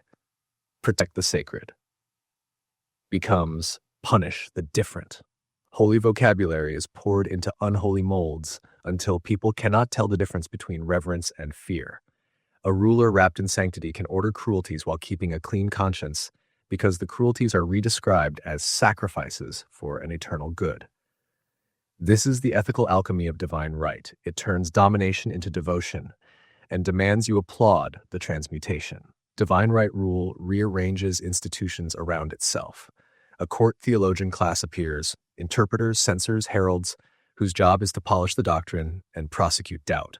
Rituals multiply, anointings, processions, oaths. These are not harmless pageants. They are moral technologies. They fix the image of authority in the people's bodies through repetition until kneeling feels natural. They also create prosperity for those closest to the shrine.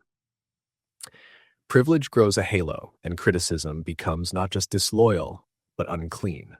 If you ask a simple question, why this tax, why this prison, why this war, you are instructed to cleanse your heart before cleansing the ledger. The psychological trick is relief. Relief from responsibility. I am only obeying the one whom God placed over me. Relief from ambiguity. If the prince said it and the priest blessed it, then I may sleep. Relief from guilt. The outcome hurts, but the cause is holy. Relief is not evil. We all need it.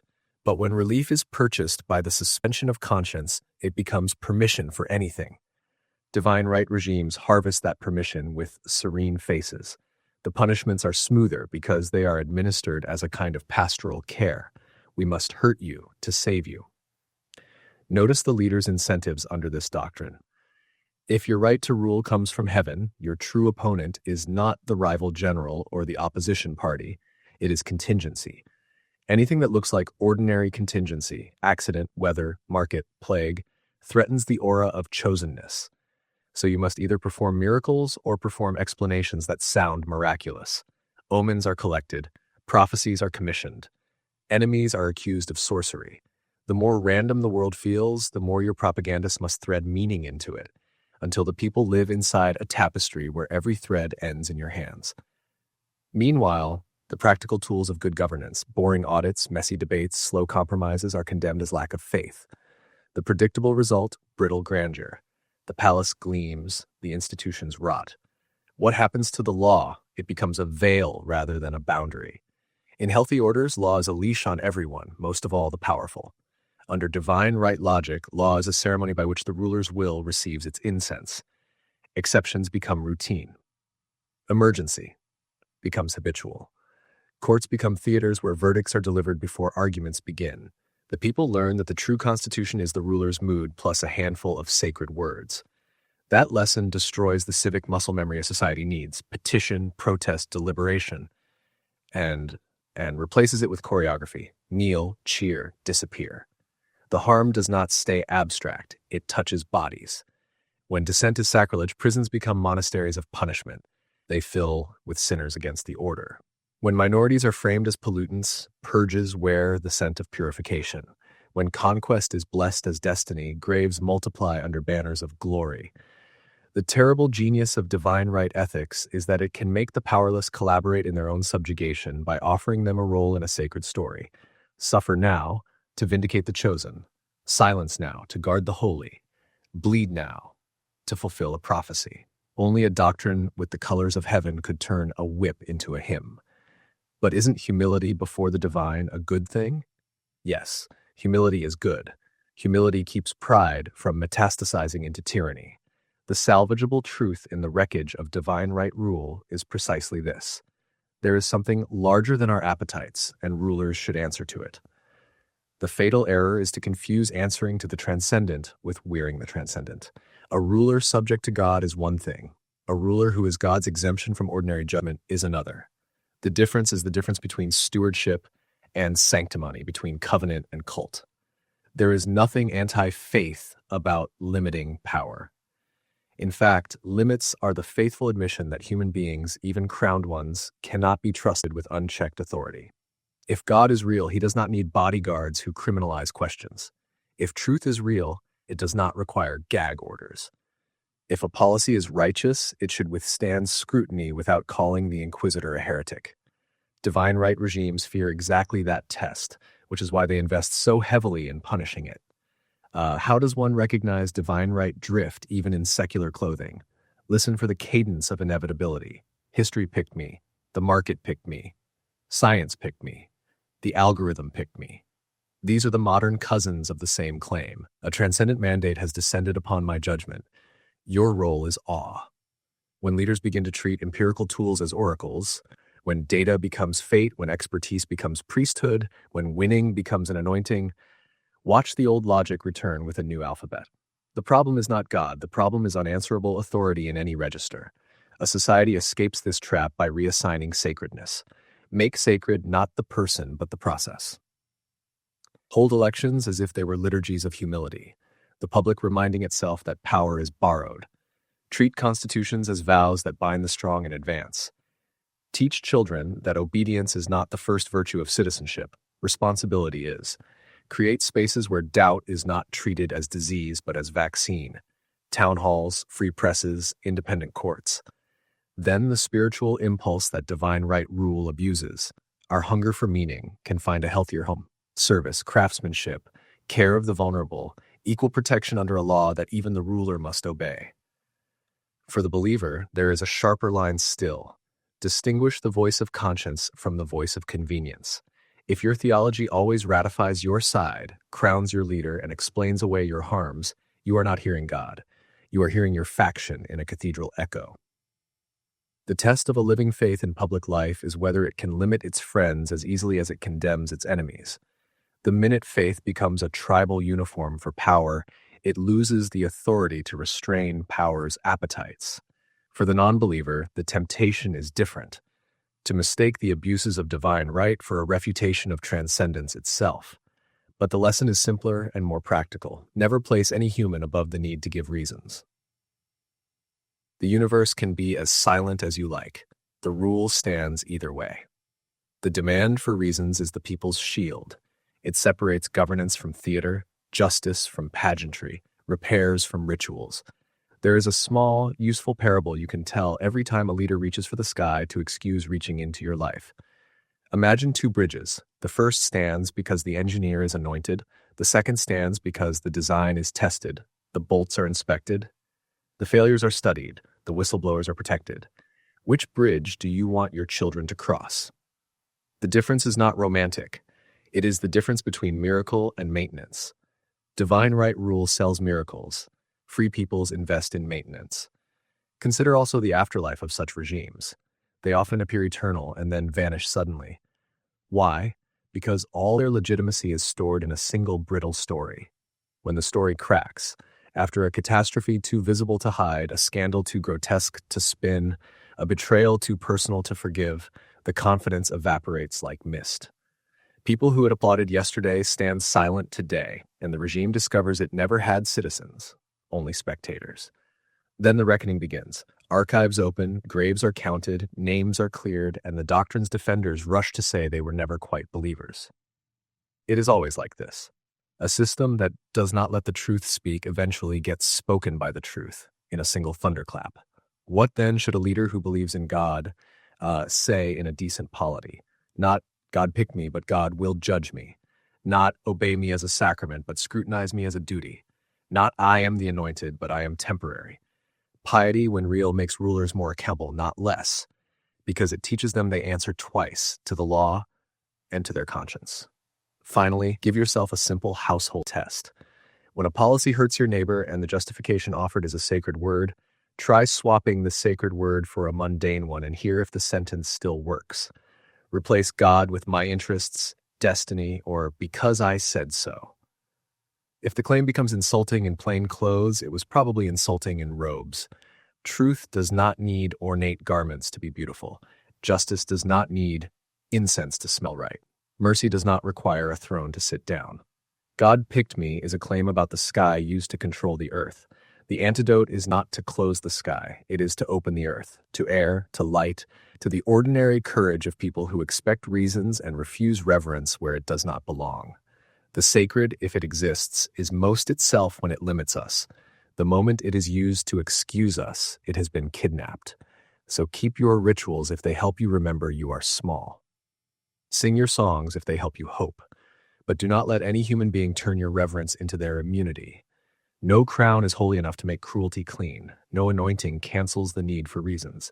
And if a leader insists that heaven has sealed their authority, answer like a free person. Then heaven will not mind if we count the votes, audit the books, question the orders, name the harms, and hold you, like the rest of us that bows to no one. Purity hierarchies, caste, race, clean versus unclean, dehumanization dressed as order. Purity sounds like safety.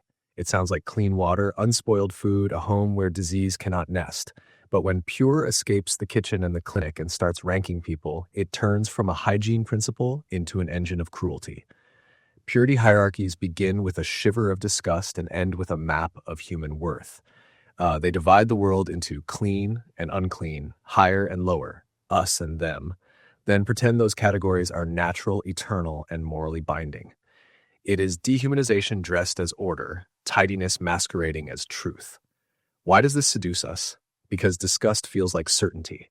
Fear makes you ask questions. Anger wants reasons. Disgust just wants distance. You don't debate with rot, you remove it. A politics built on disgust can move crowds with a single metaphor: stain, contagion, filth. Call a group a stain, and you've already argued they must be scrubbed. Call a neighborhood a blight, and you've offered bulldozers a blessing. When disgust fuses with identity, you get a moral reflex that bypasses thought. Keep the bloodline clean, keep the line of work clean, keep the neighborhood clean, keep the culture clean. The hand goes to the faucet, the law goes to the border, the club goes to the skull. Purity hierarchies build ladders out of skin and birth. The steps are ancestry, caste, race, tribe, lineage, accent, neighborhood, passport, ritual. At each step, distance is enforced. Who lives where, who marries whom, who touches what, who speaks first, whose pain counts. You're told this distribution is simply the way things are. But the is a script the powerful wrote long ago and persuaded the anxious to recite. The hierarchy must be maintained daily. Special entrances for some, special exits for others, different punishments for the same offense, permission for one to touch, prohibition for another to be seen. Notice how the metaphors stay the same across centuries. Pollution for the outsider, defilement for the forbidden contact, taint for the bloodline, stain for the reputation. These words turn human beings into laundry. And once you accept the laundry logic, you stop asking whether the shirt has a mind, a history, a voice. You ask only whether it can be bleached. Purity codes thrive on visibility. Clothing, marks, accents, addresses, all become tags the hierarchy can scan. The point is not merely to sort, but to broadcast the sorting so that anyone can enforce it. A child learns the cues before they understand the sentences. They learn who to sit next to and who to stand apart from. They learn the approved face for contact, a thin smile for the clean, a turned shoulder for the unclean. The hierarchy's genius is to make cruelty feel polite and distance feel prudent. No slur is needed when a look will do. What is the cost? First, wasted lives. When unclean means unworthy, talent is misfiled. A surgeon is kept from the operating room because their birth was registered on the wrong side of a line. A scholar is kept from the university because their last name trips the alarm of an old tradition. A neighbor is kept from the table because their food smells like elsewhere. Purity destroys the most powerful engine of human flourishing: mixture. Mixture of ideas, of methods, of cuisines, of families. Where mixture is forbidden, progress must sneak. Where mixture is celebrated, progress throws a party. Second, broken empathy. The more your ethics teaches you to recoil at a person's presence, the less you can perceive their pain. Once someone is cast as contaminant, their injuries become either invisible or deserved. What did you expect touching what is not yours? What did you expect walking where you should not walk? Purity hierarchies invent moral trespasses so that real trespasses can continue unchallenged. And so the unclean live near sewage, near smoke, near danger, while the clean live near parks and forget that dirt was carted away by other people's hands. Third, ritualized hypocrisy. Purity isn't free. It is purchased with labor, often the labor of those declared impure. The same hands that are banned from the table are required in the kitchen. The same bodies forbidden from the front pew scrub the floors that carry the righteous. The hierarchy keeps the labor close and the status distant. It calls some work dirty, then fuses the stain to the worker. It never asks why the unclean keep the clean so comfortable. Watch how these systems handle love. They treat intimacy as contamination. They police romance with threats and exile. They turn desire into betrayal. Blood must stay pure. Lines must stay straight. Intermarriage becomes a crime against an imaginary chemistry. Families become border guards. But love is the most stubborn smuggler. It carries tenderness across lines the law calls toxic. It creates children the hierarchy cannot easily file. That is why purity systems fear love's paperwork. Marriage certificates, adoption forms, shared mortgages, more than 1,000 speeches. Paper can make mixture stick. Purity regimes also warp law. Instead of crimes against persons, you get crimes against categories. The question is no longer who was harmed, but what was touched. The punishment is calibrated not to injury, but to taboo. A handshake can cost a career. A meal can cost a home. A joke can cost a life. Meanwhile, harms against the unclean are discounted as natural consequences. A police report reads differently depending on the box you occupy. A courtroom hears the same cry at 2 volumes. Disgust is not merely taught, it is trained. Rituals make the body remember what the mind might someday doubt. Wash here, don't wash there. Eat this, don't eat that. Stand here, don't stand there. Touch this, don't touch that. Rituals need not be immoral. Many keep us safe, but when ritual is used to rehearse contempt, it implants reflexes that survive arguments. A person educated in contempt will feel righteous while doing harm. They will call their recoil prudence, their exclusion prudence, their cruelty prudence. It all feels like care for the community. It is care for a lie. Isn't purity sometimes good? Yes, in its proper domain. Food safety rules are good. Quarantine for contagious disease is good. Clean water is good. The salvageable truth is that boundaries can protect life. The failure comes when we extend that logic from germs to people, from toxins to neighbors, from chemical contamination to moral contamination. The body cannot catch a caste. A hug cannot transmit a race. A shared table cannot dilute a soul. Here is the diagnostic you can repeat whenever a purity claim arrives dressed as ethics. 1. The substitution test. Replace impure with inconvenient and see if the sentence still makes sense. We cannot allow them in our neighborhood. They are inconvenient. If the mask slips and the sentence sounds merely selfish, you found the truth behind the taboo. 2. The mirror test. Imagine the direction reversed. Your child barred, your marriage outlawed, your voice lowered to a whisper. If the rule suddenly feels monstrous when aimed at you, the rule was monstrous all along. 3. The harm audit. Ask not what was touched, but who was harmed. If the harm is the rule's injury to the person, not the person's injury to anyone, you are looking at a purity code, pretending to be a justice code. 4. The mixture check. Does the rule prevent mixtures that would otherwise be harmless or beautiful? Friendships, foods, families, teams, music? A rule that fears beauty is not protecting life, it is protecting hierarchy. Purity hierarchies often hide inside euphemism. Standards, fit, culture. Tradition. Standards can be just, tradition can be wise. But if the standard tracks the old lines and the tradition explains why the door keeps shutting on the same faces, you are watching old disgust rehearse under new choreography. The test is outcome. If your beautiful rules reliably produce ugly distributions, the rules are lying. What undoes these systems? Contact, structured, repeated, equal. Not voyeurism, not tourism, but shared work, shared stakes, shared rights. Think of the difference between a parade and a jury. A parade lets you see another group. A jury makes you deliberate with them. Parades can ease tension. Juries build republics. The opposite of purity is not filth. It is fraternity. Shared projects under fair rules dissolve the illusion that someone's existence is a stain. You cannot keep despising the person whose reasons you have to understand in order to reach a verdict worth your name. Language must be repaired too. Stop describing people as clean or dirty, low or high, pure or tainted. Describe acts and systems, not essences. That policy is unjust. That rule is exclusionary. That tradition harms. When you target nouns attached to souls, you baptize the hierarchy. When you target verbs attached to choices, you invite change. And at home, train your senses back toward truth. Disgust is a smoke alarm with a hair trigger. It blares at unfamiliar spices and unfamiliar skin, at disability and at poverty, at the aging body and at the grieving face. Teach your alarm the difference between smoke and supper. Teach your children that the right response to unfamiliarity is curiosity, not recoil. Teach them to wash their hands and open their hearts in the same day. If you lead an institution, make mixture policy, not accident. Diversify not as decoration but as design. Build admissions and hiring that look for excellence in places the old purity map ignored. Pair authority with accountability to those who lived under the old lines. Publish the numbers, publish the pay, publish the paths to complaint and redress. Secrecy is the fertilizer of hierarchy. Light is the solvent. If you carry faith, tie it to humility. Many purity systems borrow religious language to police bodies and castes. But the deepest religious insight about purity is that no one is pure enough to dominate another. If the divine exists, it does not require you to downgrade your neighbor's soul for your soul to be safe.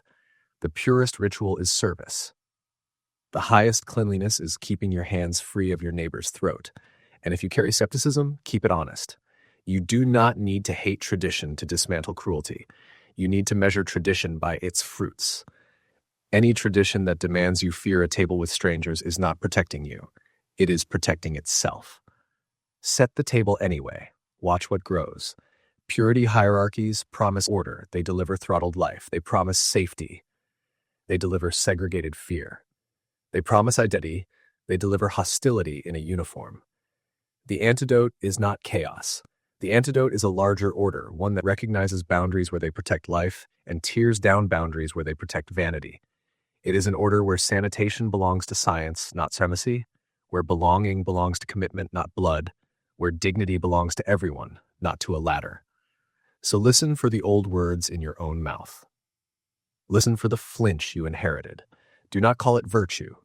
Call it what it is, an ancient alarm that once kept tribes alive by keeping strangers out, now misfiring in a world where strangers are neighbors and neighbors are kin you have not met yet. Then do the brave, ordinary thing purity systems fear most. Cross a line for lunch and make a plan together for tomorrow.